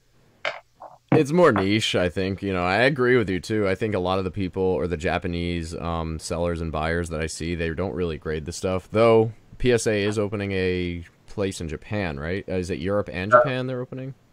Yeah, they are. I think they open already. Oh, yeah. So I am seeing more graded Japanese cards now. I will agree with you. The Japanese card stock, it's so much easier to get 10s. I mean, that's the thing. That's going to probably hinder the whole Japanese market is the fact that every card is going to come back 10s. Compared to the U.S., where the card quality is kind of crappy. Even with Pokemon, for example, like the Japanese base set Charizard, not the no rarity one, but the base set Charizard is, what, $400 compared to the first edition North Americans $40,000. So obviously the card quality has always been better in Japan, and I agree with you too. I think the base in Japan doesn't really care that much about the grading as they care about the actual card themselves. For example, the limited, they'll pay $10,000 for a Blue Eyes White Dragon. The the promos, like the ones that are really short printed and limited, but at the same time, I feel like they don't care as much. The ones that I know personally, they prefer Beckett. And they don't even prefer PSA. So who knows? I agree with you. I definitely agree with that. The Beckett, I think, is an underrated market. It's a tough one. And that's why I don't really support the DDS Blue Eyes. I know you were talking about it in your video. I really don't support it. I think it will be a $2,000 card and it will hold that, but I don't see it going like. I can't see more than like $2,000. It's gonna go up a little bit, no problem, but it will stabilize at 2,000. I feel like of the three, like personally, I feel like there are better investments, of course. But if you're saying right now, out of the LOB, DDS, or SDK, what would you think is the best buy? I would say the DDS right now at this current point. If I had the money, of course, say go LOB all the way because LOB is the safest bet, but it is the most expensive at the same time. So if you only had 2,000 to put, what would you put it on, an SDK or DDS? I'd go with DDS because I feel like the DDS, the demand is so much higher on the DDS. And of course the pop is higher and there are Beckett 10s of the DDS. But at the same time, I'm just comparing the two. And at that point, neither one of them is the cream of the crop. Neither one of them is the LOB. So I feel like the DDS is the better of the two options at the current price point. I honestly don't agree. I think what's it called? The SDK will be the most expensive card. You'll see. I think that not over LOB. I don't agree with that. But I think SDK, just from my experience, I've opened 2 cases of SDK, and I've graded 4 cards. 4 of them PSA 10. Yeah, it's a tough one because, again, my opinion is, well, Pop is... I've always felt like Pop is overrated, too. I felt like, Charizard First Edition has a Pop of over 100, but it's a $40,000 card at the end of the day because the demand for a Charizard First Edition is so high. Shadowless Charizard, Pop of 40, 45, and it's still way less. It's not even 20,000. So it's not even half of what the First Edition Charizard is. But the Pop is actually 40% of what the First Edition is. So, based on rarity in terms of pop, one would say the Shadowless Charizard should be at least close to the first edition, but it's not even close. Like, it's not even... It's just the demand for that first edition is so high. And again, I think if I had 2,000 to spend and I had to choose one, I'd choose the DDS personally, just because of the aesthetic appeal to it. I just feel like that's what most new people coming into it, that's what they want. They want the DDS more than the ultra rare. That's just my opinion on it. It's a tough call because I feel like any Blue Eyes, it's like comparing three great things because all three are great cards and all three are really safe cards.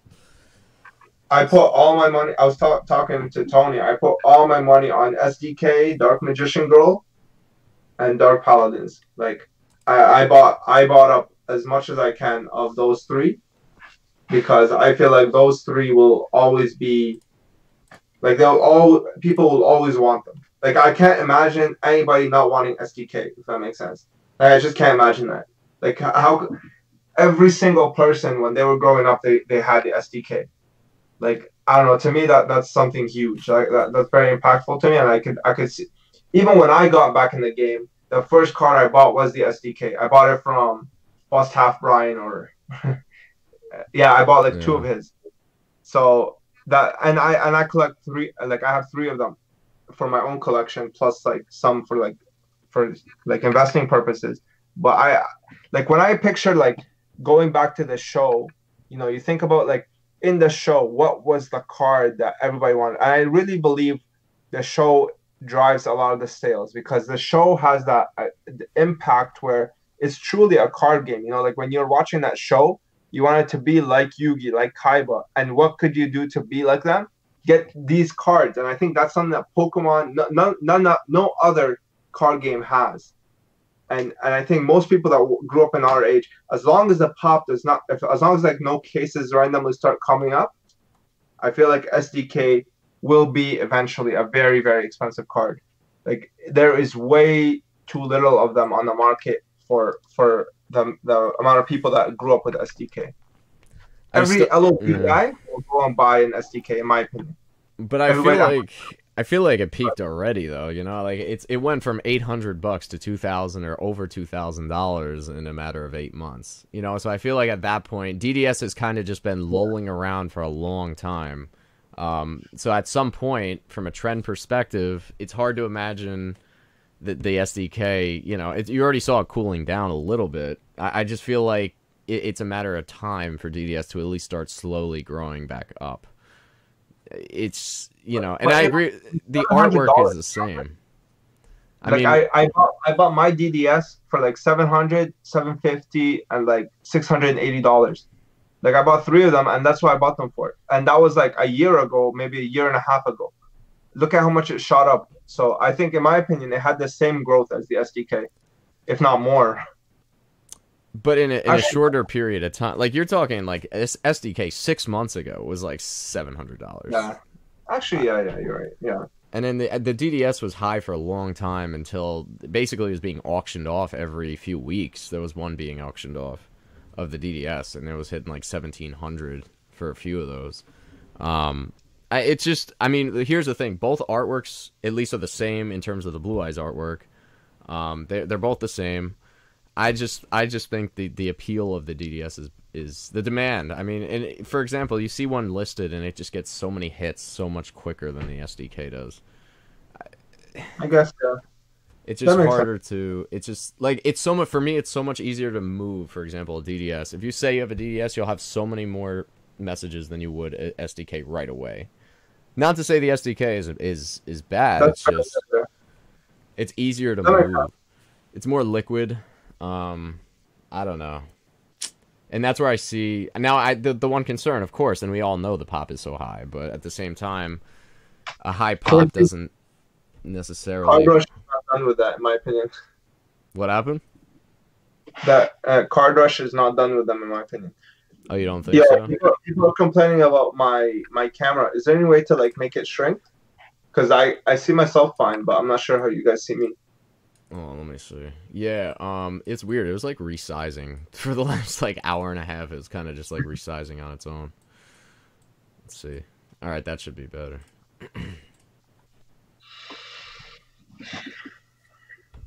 Yeah, there we go. I think it should be better. Fernando, a ghost is talking. What do you think of Uncut Sheets? I mean, they're cool. I mean, I wouldn't spend like crazy money on it, but I feel like they're cool for sure. I mean, if I had the opportunity to buy one at like a good price, like of course I would. I mean, who is it that has all the uncut sheets? Is it like the misprint shark guy on Instagram or something? Someone has them. I have ultra rare uncut sheet of LOB and secret rare uncut sheet of LOB, and I paid a lot. I paid an arm and leg, a couple of children too. Oh, jeez. Yeah, I paid a lot, I but mean, I think I can't really see any like serious like like 6 7 figure collector not wanting the sheets. Like I don't know. To me, it just seems like that. I mean, I I wanted mean, them. it's a That's one why of I a want. kind too, you know. So it's like one of those things where it's cool. It's definitely cool to have. For me, if it's out of my price range, I'm just gonna respectfully say no. But at the same time, if it's something where if I won the lottery, of course I'd buy it for sure. It's pretty cool. Fernando, cut them and grade them, easy profit. Wait, what's a question for you? What's the square cut Trihorn Gate Guardian misprints? How many of those exist? Is it 100 of those? Um, so if it's anything like this sheet is there's a lot of them. There's like one. There's a lot. There's like at least 30. There's at least 30, Mm. 40 maybe, 40 copies. So if Sassy Auto cut them like he cut like this LOB sheet, what's it called? He probably yeah. There's a lot of them, but he cut them himself. It's not a miscut. It's Sassy Auto and his dad. They just like took a thing. And That's they just cut. wild. Oh my god. That's insane. Yeah, and they have no name on them, right? That's the one you're talking about. They're swapped, I think. So is it swapped? I can't remember if it's swapped. Oh I think it yeah, it might might be. be. So where the Gate Guardian has Trihorn Dragon on it and the opposite, and Trihorn has Gate Guardian, which is pretty cool. It's pretty sweet. Yeah, that's actually pretty sick. Yeah. Oh man, I would not have cut that. I would pay a lot of money for that. Yeah. Well, it makes you wonder too how many ultra rare Trihorn Dragons there are. If you said a sheet, because I've seen different sheets. Like one sheet only had like 16, one sheet. So it makes you wonder how many of those are out there. Really? Secret rares? The ultra, yeah, the ultra lettering one. I've seen sheets with like 16. I've seen sheets with like 30 plus. I don't know the exact number, but I know Karma. Doesn't Karma have a 10 of the ultra rare? I think it might be LOBE. It's because Yugi and Stuff to Sell, he was auctioning one off, and I only noticed after it sold. But it was the gold letter misprint, but it was LOBE. It was not LOB regular. Oh, because I don't. Mine is LOB. Yeah, Like, ask Yugi and Stuff to Sell, or you can go on his page. You could see it if you scroll down. It yeah. has he has a thing. Oh wow, I He's didn't know up he there. had one. That's wild. Yeah, I thought it was a regular ultra rare, a regular secret rare, so I just like left it. Yeah, yeah, that's wild. Damn. What Yeah, do you I think? want. What do you think of DMG? Sorry, go ahead. I Go want ahead. to buy another one. I want to buy as many of those ultra Trihorns as I can. Really? Even unlimited? I can't. I don't really like it. Oh, I I can't. love it, dude. I can't even move the guy. Like That's like one card that I like would really like not want to sell. Like that and Paladin are like the two cards, but that specifically because I like know that's just a card I'll never find again ever, likely. So love that. that's Yeah. fair. Hmm. Oh, so what were you gonna ask? You said something. What do you think of DMG? What do you see the future value? It's tough. It's really tough. If it were me, I'd put it toward Blue Eyes instead of Dark Magician Girl. I mean, they're both good to buy, but it's tough. I feel like a lot of people too kept her in good shape, so I feel like there still could be a lot out there of the people that just literally still have her in in freaking top loaders. Yeah, I don't know though. It's the good thing about it is you can't pull it out of blisters and other Oh, come on, dude. Fernando. Why are you donating money?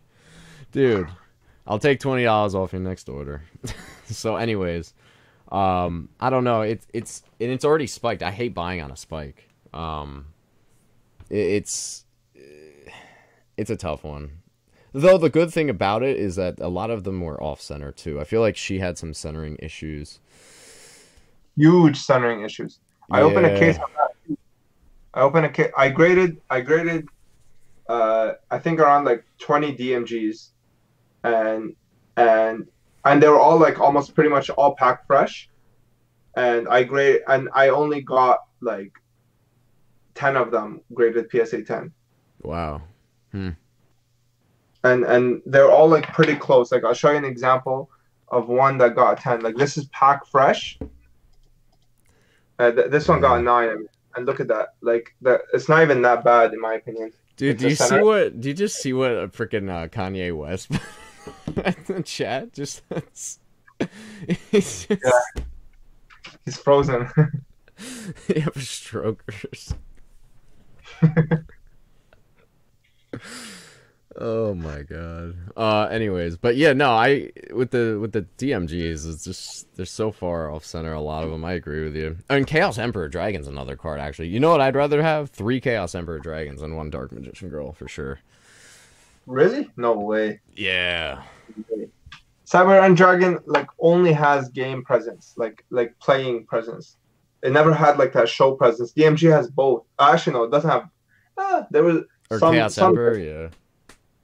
Yeah, Chaos Emperor. I feel like that card is gonna go up big time. Big time. Really? Wow. I really don't see it.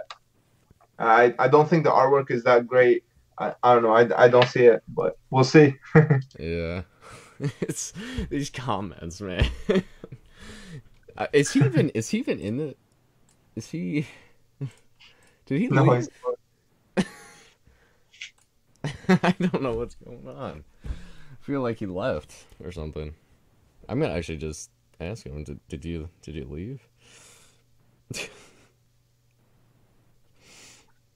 Oh yeah, but I feel like Chaos Emperor, man, is gonna be it's undervalued considering where everything else is at right now. I'm just saying relative to the entire market, since the market has gone just absolutely berserk. Like 700 or 800 for Chaos Emperor is not that bad in the grand scheme of things.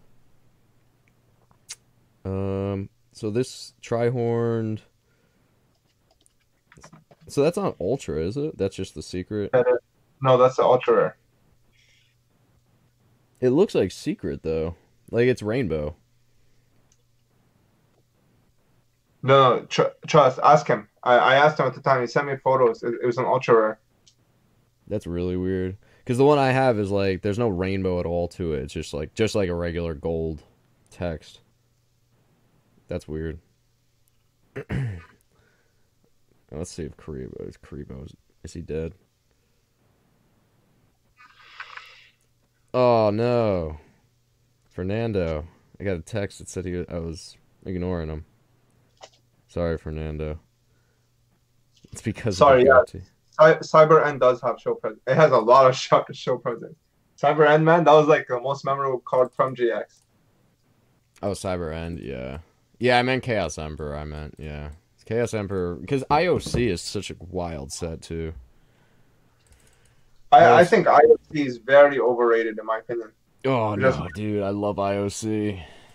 Oh, man. It's got the big 3, though. I'm sorry?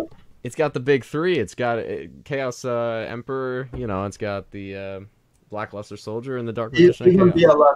I think BLS is, what's it called, overrated. Oh, no, dude. No. That's my opinion. I just can't see, like, I'm telling you, for me, I played the game and I saw the car and I saw the show, and it was not as like, dude, everyone on the playground wanted Dark Magician Gold. Like, everybody, like, it was unbelievable. Every single person wanted that Dark Magician Gold. So that, I don't know. That was a huge factor for me because everybody will go after that card eventually. Like, there's no Yu-Gi-Oh collection out there that doesn't need Dark Magician Girl. What are you in Hogwarts though? That they all want the Dark Magician Girl or what? What are you? It's freaking like, well, for me, it's like Chaos Emperor Dragon broke the game. I mean, it created the ban list along with Yada. I mean, those two cards like broke the game, but Chaos Emperor really like absolutely broke the game. Like it's just, I remember that, yeah. and then along with it, with Black Luster Soldier and Dark Magician of Chaos, it was just like that set was insane. Oh, you're getting hate from the comment section saying that What? IOC isn't overrated, bro. I think okay, it's not overrated. I think it's appropriately rated. I don't think it's underrated. I think Chaos Emperor and BLS are $800 to $1,000 cards. I just can't see people paying over $1,000 when you can buy like so many other more memorable cards. You know, like I would take the $1,000 and buy like Cyber End and the Cyber Dragon. I would take the $1,000 and I'd buy Summon Skull, Time Wizard, and Beast Skull. You know, like all in one. To me, it's just there's so many more options than Chaos Emperor. And Chaos Emperor, there's a lot out there, man. Like people think like it's very hard to grade. It's one of the easier sets to grade. No, but the centering on that card is horrific. It's bad. It's really bad. Like I can't tell you how many like live openings that I've seen that had like off-centered Chaos Emperor Dragons, like not on YouTube and stuff like that, but also in general, like mint cards always off-center. Those mint cards, they're so hard to grade. They are crazy hard to grade, and that's why, like for me, it's like one Dark Magician Girl equivalent to 3 Chaos Emperor Dragons. Like I'll take the 3 Chaos Emperor Dragons at that point. The only reason, obviously, I just like to have one of every card, you know, for the collection, but it's from a value perspective, especially when a box is $2,000 to $3,000, just like Magician's Force. I don't know. It's hard to imagine why Chaos Emperor is only $700 to $800 to me. And that's not saying GX cards. GX cards should be up too. So that might happen. But it's hard to imagine buying a Dark Magician Girl at 3 when there's like alternatives, whether it be Ultimates at GX or whether it be Chaos Emperor Dragons. Actually, if you look at the pops of the, and I'm not a pop guy, but if you look at the pops of the Invasion of Chaos Big 3, like they're pretty, you know, there's a discrepancy between, like, there's way less 10s than there are of 9s, 8s, 7s. Yeah, I see that, yeah. I'm looking at it now. Yeah, Chaos Emperor's, the centering is pretty, it's worse than Gate Guardian, in my opinion, for sure. Like, not even close. Really? I think it's the opposite. Oh, maybe I've just been getting too many freaking off-center Chaos Emperor Dragons, but I don't know. Or seeing too many of them, but I feel like that card is crazy tough. Dark Arm Dragon. Yeah. What do you think? What do you think of Light of Destruction and Phantom Darkness? Oh, definitely really good sets. Hold on, I'm just trying to get Sheldon. Is Sheldon back in here? Just trying to get him back in here. Oh, hey. Oh, he's back. Oh, wait, were you here this whole time? Or no? No, I wasn't. I lost the connection and then did a quick opening and now I'm back. Anyway. Oh, jeez. Yeah, because your face was just frozen for like a good like 45 minutes, and then Thug Noodles was just like, did he have a stroke on camera or something? They thought he was dead. Everyone thought you were freaking dead. It's like, oh, he's playing Pokemon. Oh. Your face was literally frozen for like 45 minutes that we thought you were here for. Oh, my bad. No, you're good. We were just talking about Chaos. Sorry, guys, just before you start again, where is this chat anyway? You referenced it a couple times. Is this in here? YouTube. Go on YugiohTube, press the live chat, mute it, and you'll see. It's on the side. I got a different setup, guys. I still can't see Tim. I only see Omar and me. So, anyway, sorry, continue. I can't see Tim either.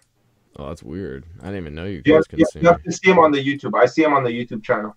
Oh, on YouTube. Okay, here. Interesting. I think Judgment Dragon and Dark Arm Dragon are gonna be some of the most sought after cards.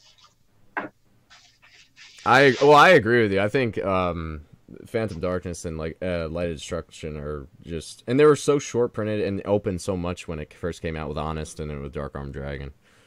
So I think Dragon, every Lightsworn used this card. Man, Judgment Dragon was terror. Holy, it's literally cancer.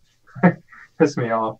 Yeah. And Rainbow Neos is underrated too. I'm sorry? Rainbow Neos as a ghost is underrated too from Phantom Darkness. I don't of course have any of that, but I think that's a card that is really undervalued too, because that's a tough set and it's, you know, the artwork's nice, ghost rare. It's part of the whole Elemental clan. That card has potential in my opinion for where it's at. So, Karibo, you don't have any Invasion of Chaos cards? Because we were going over Invasion of Chaos, and Omar said that Invasion of Chaos, he didn't buy the hype. I was like, you gotta buy the hype, man. That's a great set. Well, it's so in order to say kind of how I here's my response to that. Let me put it that way. When I first started collecting, when I first started getting back into this and I bought my first set, the thing I was going after was Dark Magician, right? That was the iconic card in my eyes, right? It was the main hero's, you know, go-to card, featured throughout the entire, you know, 4 seasons or whatever it was. That's ironic. You got it last. What's that, sorry? And that's ironic because you got it like last. Yeah, well, I couldn't find it. I still can't find it. There's one guy trying to sell one on eBay for a ridiculous amount, but otherwise I couldn't find it. But anyway, that was the card I was after. And so progressively from there, my next step would have been to go after Dark Magician of Chaos, right? Because that was the next best thing after Dark Magician as far as Yugi's deck went, right? And anyway, but it didn't... Dark Magician of Chaos. He used Magician of Black Chaos. Magician of Black Chaos. This is how much I don't care, right? At this point anymore. I don't collect IOC. I find it quite expensive. I do find the cards iconic, but the artwork just doesn't do it for me. I agree, except DMOC. I like DMOC a lot, but the rest I agree. I think the art is overrated. Continue. Yeah. No, that's the main thing, right? So you know, when I look at Dark Magician, whether LOB or SDY, you know, I enjoy both artworks. I don't know what it is. I don't know if it's. I honestly don't know what it is, but I don't see the price tag. What is it going for right now? $400, $600. DMOC. I think like 5. Yeah, around 5, give or take. 4 to 6. What? Yeah, the last one sold at 5. They used to be like $250 too. They used to be like $225. I bought mine for like $180. Wow. $500, that's crazy. I would not pay that. I don't see it. I have no attachment to any part of the IOC set, to be honest. So I have no intent of collecting it in raw or graded. And right or wrong, because I know some people, well, if you're going to collect the first, like I collected up to LOD, and that's kind of where I cut it for 2 reasons. One, financially, it just didn't make sense to keep going.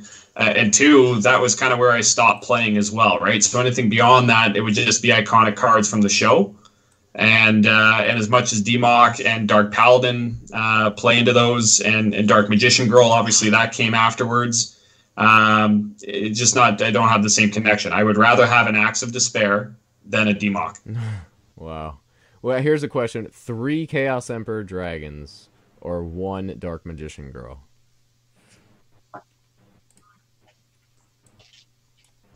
I would go with Dark Magician Girl, but that's again because I have no attachment to the other card. Oh, it's interesting. The artwork on Chaos Emperor is so overrated in my opinion. I just don't understand what people like about it. The cards that I like from IOC are 2 cards. DMOC and Strike Ninja. Those are the only ones.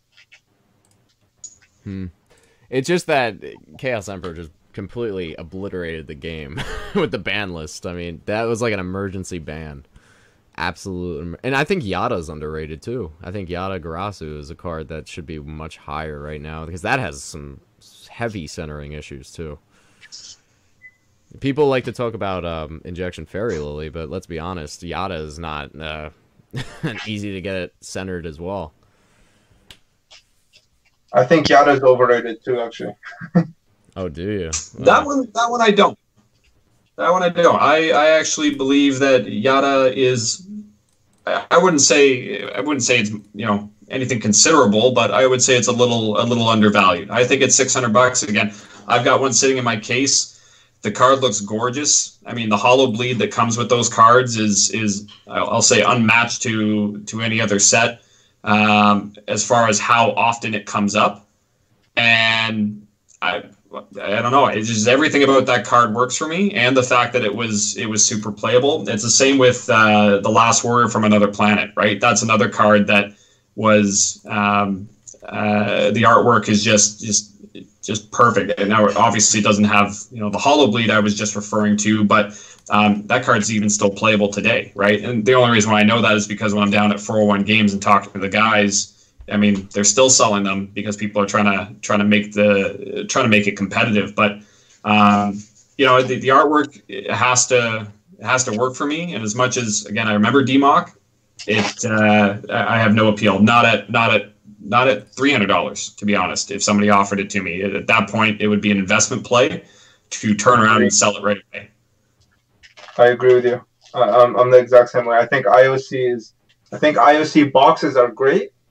And I think DMOC is great just because it's on the cover art. But otherwise, I just can't. I don't see IOC going that high. I don't know, man. I disagree with you. Which is good. I mean, it's good that we have the opinions, because I feel like for a $3,000 box, for 3 huge cards to be under 1,000 is pretty substantial. I feel like Dark Paladin is undervalued too.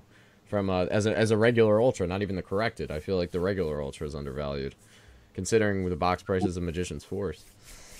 Bro, the pop is like crazy though, in my opinion. Yeah. Well, and that's one thing IOC has too, is the pop on IOC's big 3 are pretty low. So, and I don't look at the pop, I look at the demand, and I feel like the demand and the pop are favorable, and so that's where I see that that would be a pretty decent buy.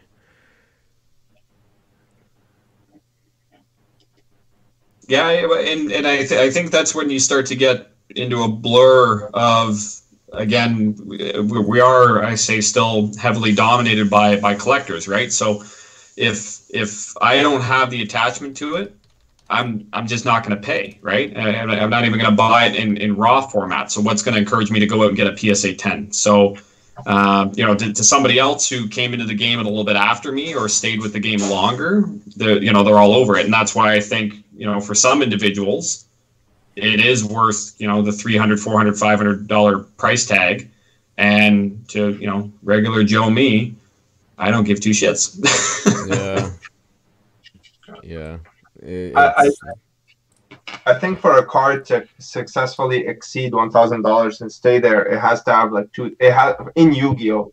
It has to have the playability and the show, because I think people underrate, just like, for example, with Tony, I can't even talk to him about anything in the show because he doesn't even care about that. All he cares about is like the cards that were in the meta back then, and I feel like it needs both. And the thing is about it. Yo, what's up? What up? Hey, what's up? The thing about it as well is that for example, like when you're comparing to the Dark Magician Girl, or for example, like Summon Skull, why I think it's like it has potential is because it was both like a meta card and it was a show card, And I think, in my opinion, Summon Skull has more potential than DMOC, for example. What the fuck are you guys talking about? We're comparing. Like, do you think IOC cards should all be over $1,000? Like the big 3. Probably not over $1,000, dude. I can't see myself paying more than like $600 for Chaos Emperor. Could you see yourself paying more than that? I'd pay over $600 for sure. You would? But then again, I'd pay over $600 for this guy. So I don't know. Each their own. You pay over 6 for Luster Dragon. In 9? No, actually, this one though. What's wrong with But this one? anyways, yeah, I would pay over 600 for Chaos Emperor for sure, dude. Yeah? Yeah, I would. But not for a BLS or a DMOC, though. So, all right, would you ever... Well, Chaos Emperor's... Long-term, who wins in Go terms on. of margin? 3 Chaos Emperors or 1 Dark Magician Girl? What goes up in terms of percentage? Oh, different question now. So I would say at that point, and again, I'm talking about only what we've really listened to here. I would say it's likely the Chaos Emperor, right? Just because DMG is so high right now, the populations are increasing. That's when I go that way. I'll be right back, guys. Just be right back. Where's Tim on the chat? Sorry? Where's Tim on the chat? Is he in this? You don't see him. For some reason, you can't see him. Only on the YouTube channel. Only on the YouTube channel.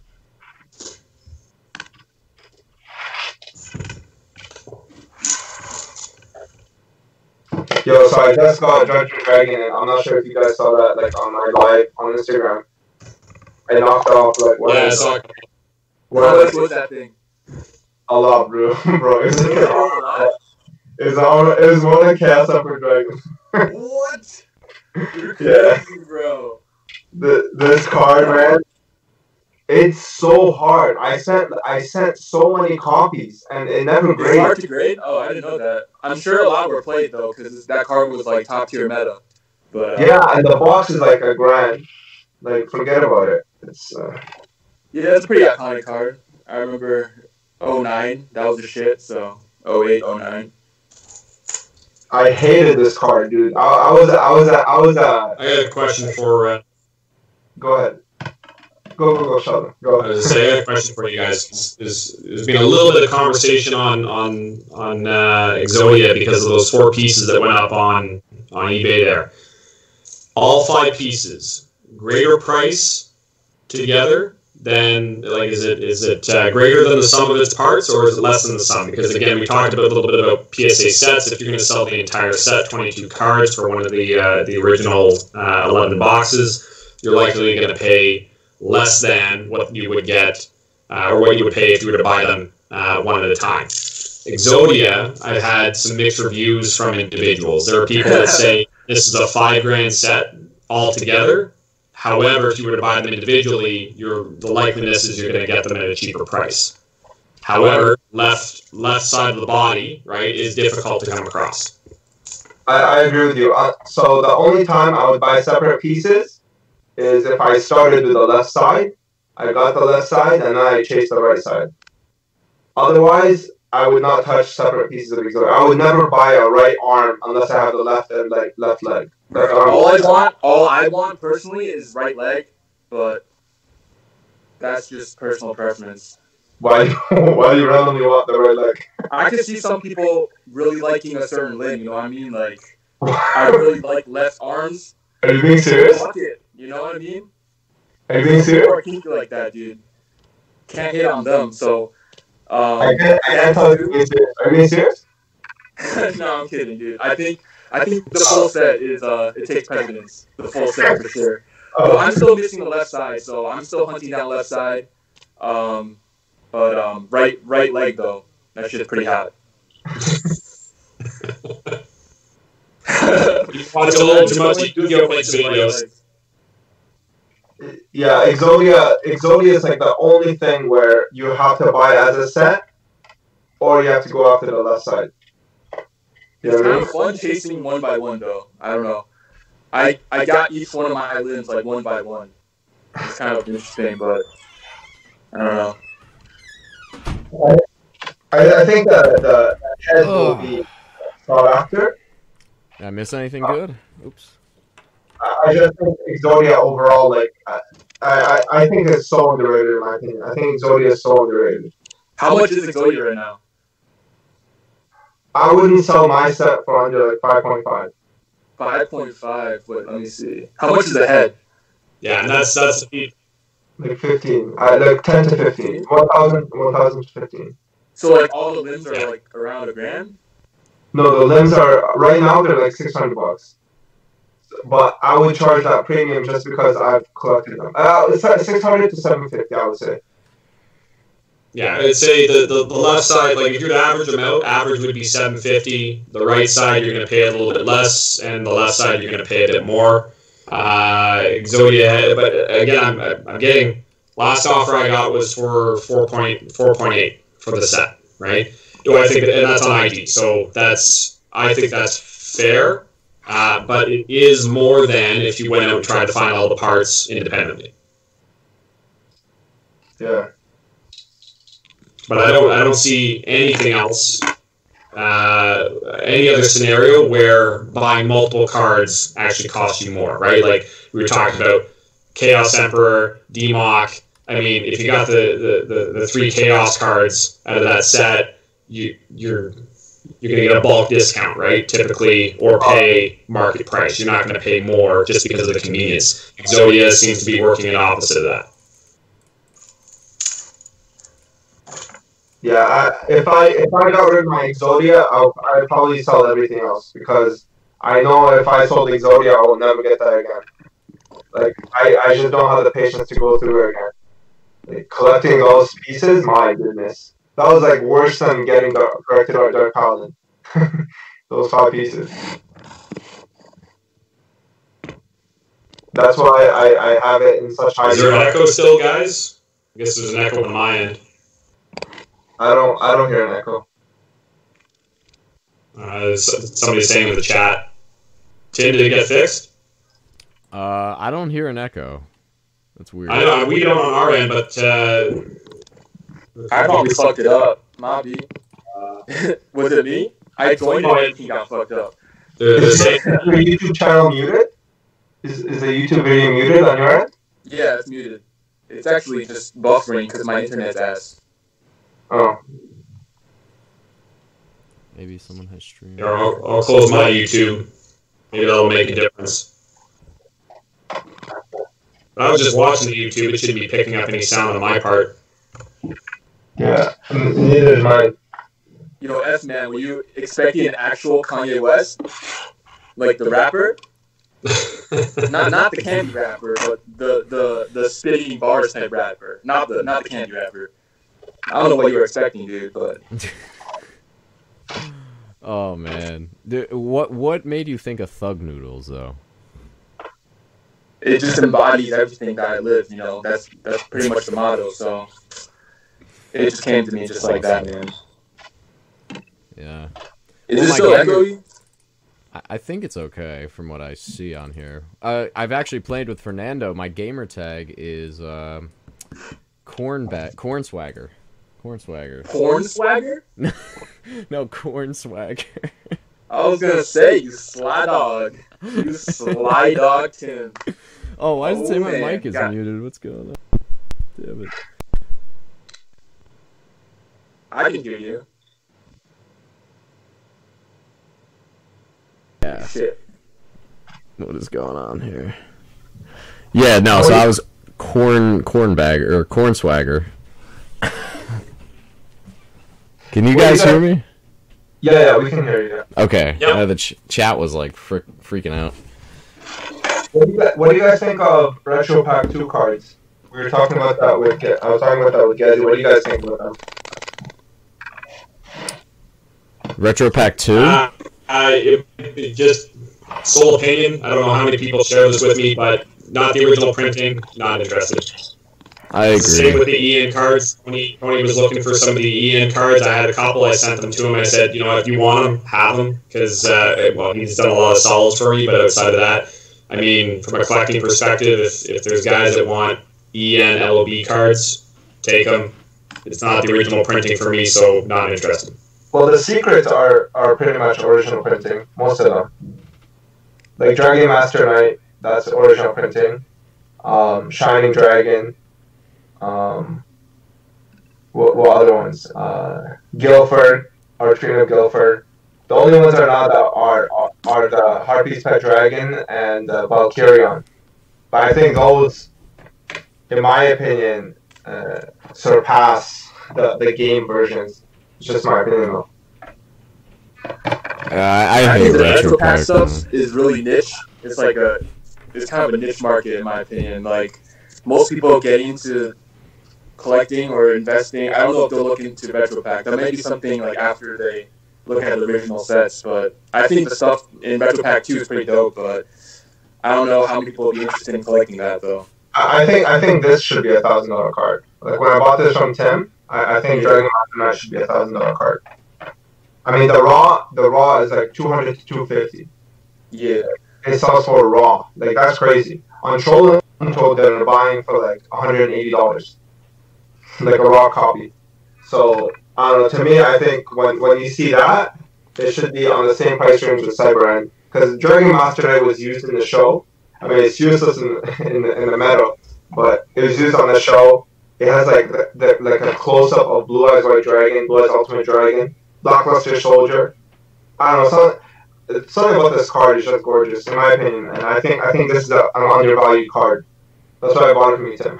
Thank you. I've sold 2 and I still have 1. So. Oh yeah. Yeah. Over here. No, but I sold 2 for $600 each. It's just I don't like retro pack. I kept 1 just because I agree with you about the art and the nostalgia factor, and it wasn't the show. But I'm just not like into retro pack. Like if someone's like, oh, I have this retro pack shining Blue Eye Shining Dragon and wants to trade for any of the original sets or even Ultimate Rares, I'm not gonna do it just because it's I don't like retro pack at all. I mean, aside from maybe a few cards like that card specifically. There's a couple others at the end of the day. Like, people paying $4,000 for Gem Cyber Harpy Lady. It's sweet, but at the same time, I'd rather put the $4,000 into something else. Yeah, that makes no sense. That Cyber Harpy Lady, I don't get it. I don't get any Retro Pack 1 cards. Like, I don't get them. Other than really niche, dude.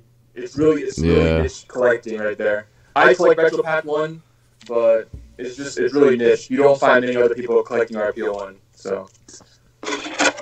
But not graded, because it's impossible to grade RPO 1, dude. Like, all of them, like, my friend opened 20 packs of that, like, a few months ago, and they all came out with whitening, because I picked up a Kaiba Man and a Scapegoat from him, and there's whitening on the back, right from the pack, so, like, it's a lost cause collecting PSA 10s of those, dude. Yeah, I was telling a friend that bought, the Sphere Blast, or whatever, the Sphere, and he bought the Amazonas. And I was telling him, like, good luck with the other ones, dude. You love those two, but you're not touching the other ones. I still need one of those Amazonas, but I don't really want to spend money. Yeah, like, to me, it's like, give me an LOB box over a Retro Pack box any day of the week. Yeah, for sure, dude. I just don't get why people spend that kind of money on retro. I don't understand it. Like Dark Revelation 4, I mean, that's kind of the similar story. Even like DD Assailants, $100-something right now, which is a little crazy. Exorian Universe is too expensive as well, but I don't know. I know there's a lot of DRO4 still sitting out there. That's why like those prices aren't going crazy. But that was a failed foresight on my part.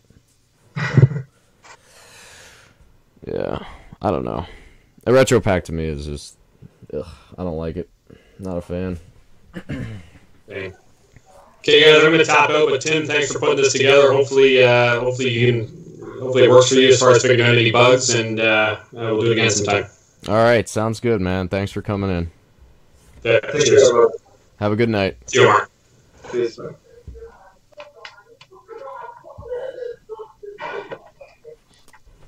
Yeah, I'm probably going to actually end this stream pretty soon. I'll give it like another 5 minutes or so. 5 or 10 minutes. And then I'll head off. So if you think Retro Pack 2 is niche or Retro Pack 1, why do you think corrected art will do well? Because the quantity out there, and the same could be said about like Retro Pack, the quantity out there is so few, and also the story behind it. Like, I feel like Vice Dragon, honestly, could be more expensive as well. Like, I feel like Vice Dragon should be even more than what it is. But I feel like also that it is Paladin. It's a iconic card, and it's really the first print and the original printing of it. For example, you look at a Magician's Force box, you see the corrected Paladin. That's the cover card, With Retro Pack, it's just all reprints. This necessarily wasn't a reprint. This is actually a first print of Paladin. I mean, you know, at the end of the day, it's first edition from Magician's Force in the original box artwork. So, and the story behind it's just wild.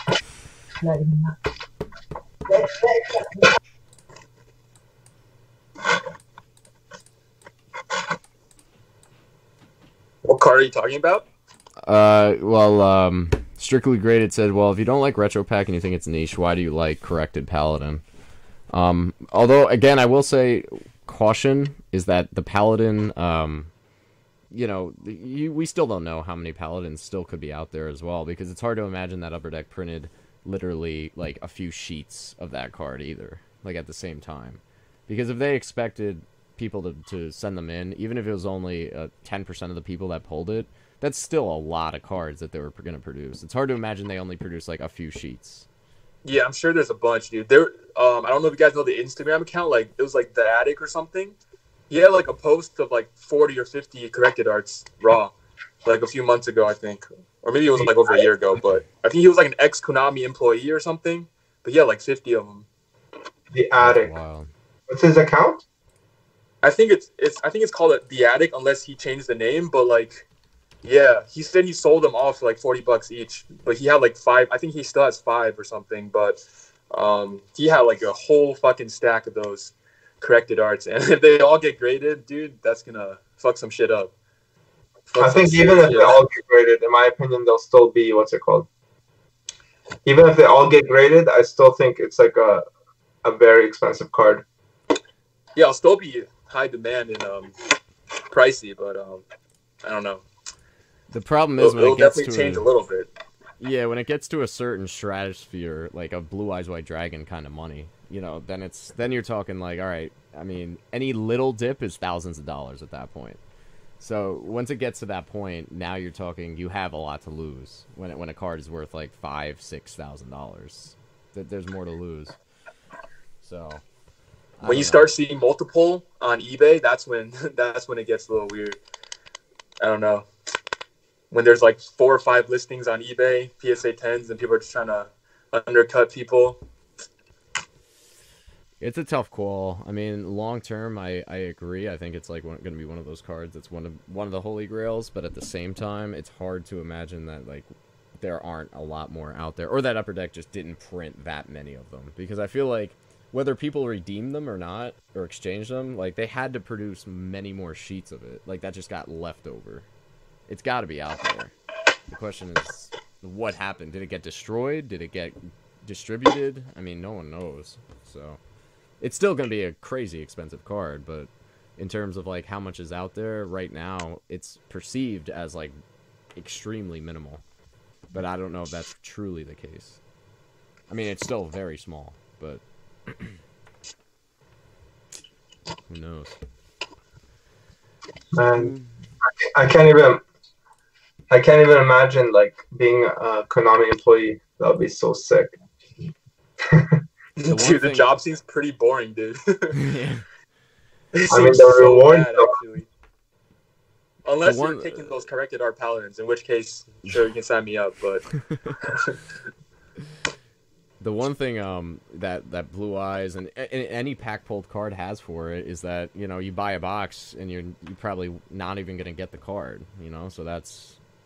Even, to be honest, Ultras are harder to pull specifically than Secrets are. Because Secrets are, what, 1 in 36 packs, so 1 in 1.5 boxes. So Ultras, if there's 12 Ultras in a set, then it's, in essence, 1 in 6 boxes. To pull the one you actually want. Yeah. So in a way, some Ultras, in my opinion, like everyone's going for Secrets now, but I feel like Ultras are going to start rising. And people that got the Secrets are going to want the Ultras. And again, to find that specific Ultra is not easy either. Yeah, the probability is lower, yeah, than getting a secret that you want, yeah. Yeah, so it's interesting. I'll probably head out soon. I know it is getting late, so, but it's good to know that this actually worked. So, because I hated the Google Hangouts thing. It was just when someone talked, like everyone turned small. It was awful. It didn't make any sense. But this is good. It's good stuff.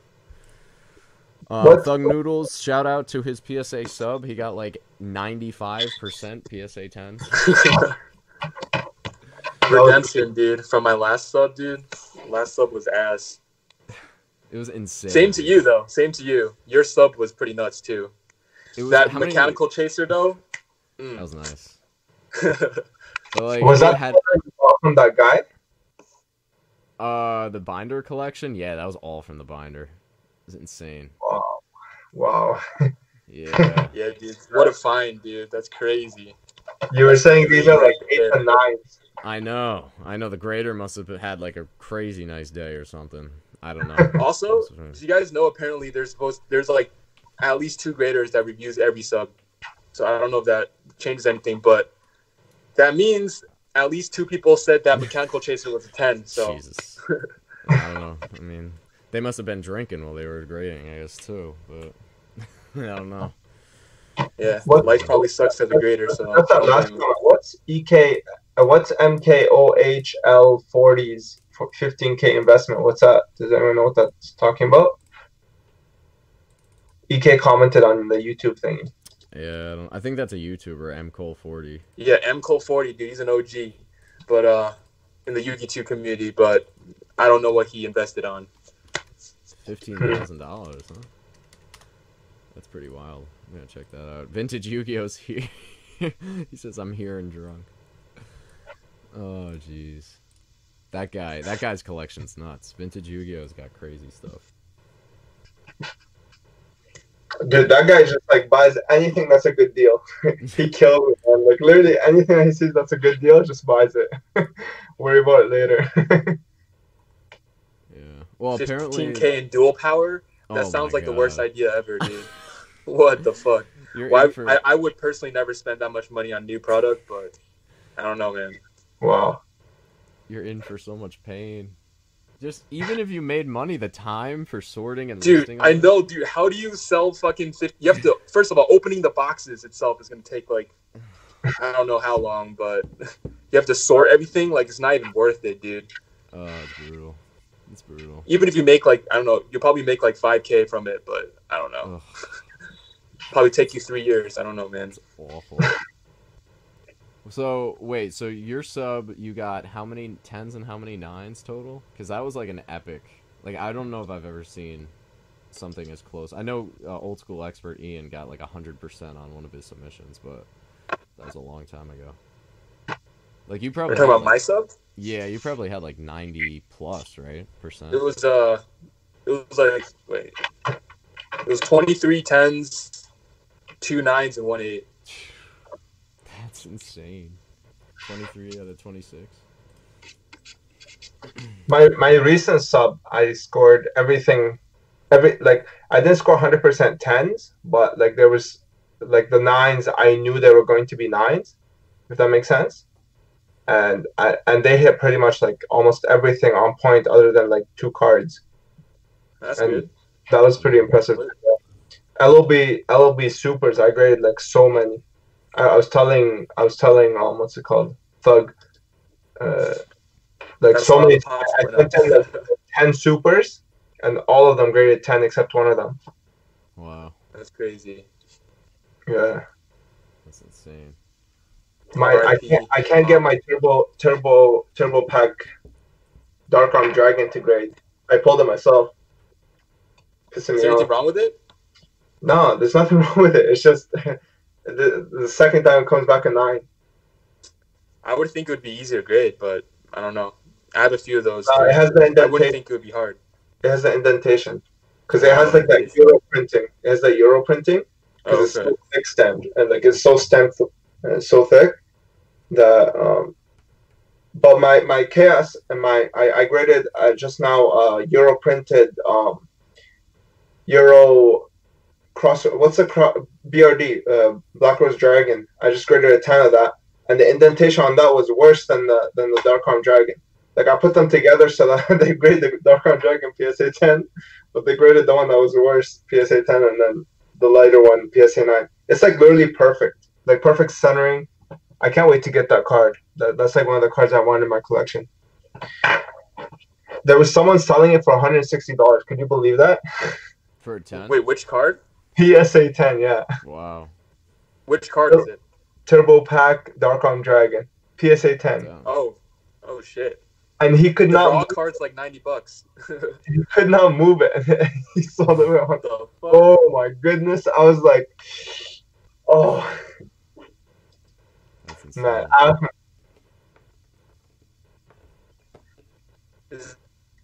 You're trying to get the 10 of that just because you want it, or you think there's like some potential? No, in the I price want of it. Like I really like Dad. I like Dad and I like Judgment Dragon. I always thought like the light and dark thing is really sick, that? Yeah. and that's why I want both of them. I finally got Judgment Dragon. I don't think I'm gonna get Dad anytime soon, in secret. And I got the other two in 9s right now, like the Altis. But I'm trying to get 10s, but I don't think I'm gonna be able to get like a Judgment Dragon Alti in PSA 10. And that doesn't even exist like in like mint condition. I've literally never seen it. Wait, Judgment Dragon 10? I think Zeke has one. In secret or Alti? Ultimate rare Judgment Dragon. Zeke? Who's Zeke? LOB 001. Oh yeah? Yeah, Oh, no, he's not gonna sell me though. That guy doesn't sell anything. He's got crazy True. stuff too. Yeah. That all these rich Circle, Instagrammers. Spellcaster Circle was supposed to come on here too. He's got some crazy GX stuff. He's got a I love Dark Arm Dragon. That's like one of my favorite guys in the hobby, dude. That guy, he's hardcore. Like he has every single box. Like he actually doesn't even keep the boxes. He just busts them open, like everything. He does, dude. Like if he would have kept all those cybernetic revolutions, oh my god, he probably busted what, like 15 boxes, more than that. He More, busted like anything. like 5 or 6 elemental energies. Ugh. He has a lot of what's it called? I know somebody that has a lot of elemental energies left, like hobby boxes. Ooh. And Damn. If I was gonna open a GX box, it would be Elemental Energy, dude. I agree with you. Yeah, I agree with you. If I was gonna open, So many actually, nice other than pieces. Light of Destruction and Phantom Darkness, but like in terms of alties, yeah, I think Elemental Energy is the one I would open. But Light of Destruction, Phantom Darkness is like there's only like one chase card, right? The cover cards, right? Yeah, that's true. Well, Phantom Darkness, there's like Allure of Darkness and like I guess, but it's like you get Dark Arm or you bust, so I don't know. Yeah. You're right, yeah, I agree with you. But then the other Elemental one, Energy, there's like a bunch of nice OPs, dude. yeah, Tempest, Rampart Blaster. Oh wow, now that I think about it, yeah. Shining There's Flare Rampart, is Wild sick. Edge, Shining. I might Flare, open dude, mine. like- Now that you're, I might open mine. Open it live. I would love to open one, but Yeah, you're right though. I would open that if I was to open. Yeah, you're right. There's a lot of stuff in there. That one and Cybernetic Revolution. I think those two are worth opening. There's like 3 cards each. how much are EEN right now? The boxes, the hobby boxes? Like one recently sold for like $300. Yeah, That's like not even a bad price, dude. it's not that Yeah. bad. to no. open at. Shining Flare, I got offered 1,200 in trade value, which was crazy. God dang. One recently crazy, sold dude. for 1,200. What happened? One recently sold for 1,200. It was Oh, really? Spellcaster. Yeah, Oh, I think he has like 3 of them, and he sold one of them on eBay for 1,200. But Oh, wow. he's saying that it's like a business buying them out. It's not a regular guy. oh, really? Like what was going Yeah. on with the Blue Eyes, I guess. Yeah, that's exactly what it was. Yeah. Wait, so you guys think Cyber End should be like $500-$600? No, I think Cyber End should be $1,000, just not yet. Because the raw card's literally like $250. Yeah, so no. like it just doesn't make sense for it to be $500-$600. Like But it's hard to pull. It's hard to pull. That's the thing. Like the you mean the card? Yeah. Yeah, it should be more than 5 and 6. I mean, most raw copies aren't even mint, so like unless it was like a really easy to grade card, I can see why a $250 card would be $500-$600. But it's like kind of hard to grade too because it's an ulti. I feel like it should be like $900 or something, but I don't know. I'm trying to find Europrint Cyber End Dragon, but that's like non-existent. Oh, I can find you one, but it'll probably have a crease on it. I don't know if you're down for that. I don't know about that now. PSA 1, pop 1. but those Euro prints are hard to get. Like if you find a PSA 10 Euro print, that's a keeper because they come on the back like so messed up. I know, dude. Chances are there's gonna be whitening on the 10. Yeah, They're sick. They look so nice. The Euro ultis are beautiful. I have Thunder Giant, and like the spark thing is like literally like in 3D, like the stuff that when he's shining, it's really sick actually. Like I think they did a really good job on those Euros, but the card stock is trash. Mm. Yeah. Well, I'm probably gonna head out, guys. So Thanks for hosting. Right. yeah, no problem. We'll have to do this again for sure. Thanks for popping care. in. All right, see you guys later. Peace.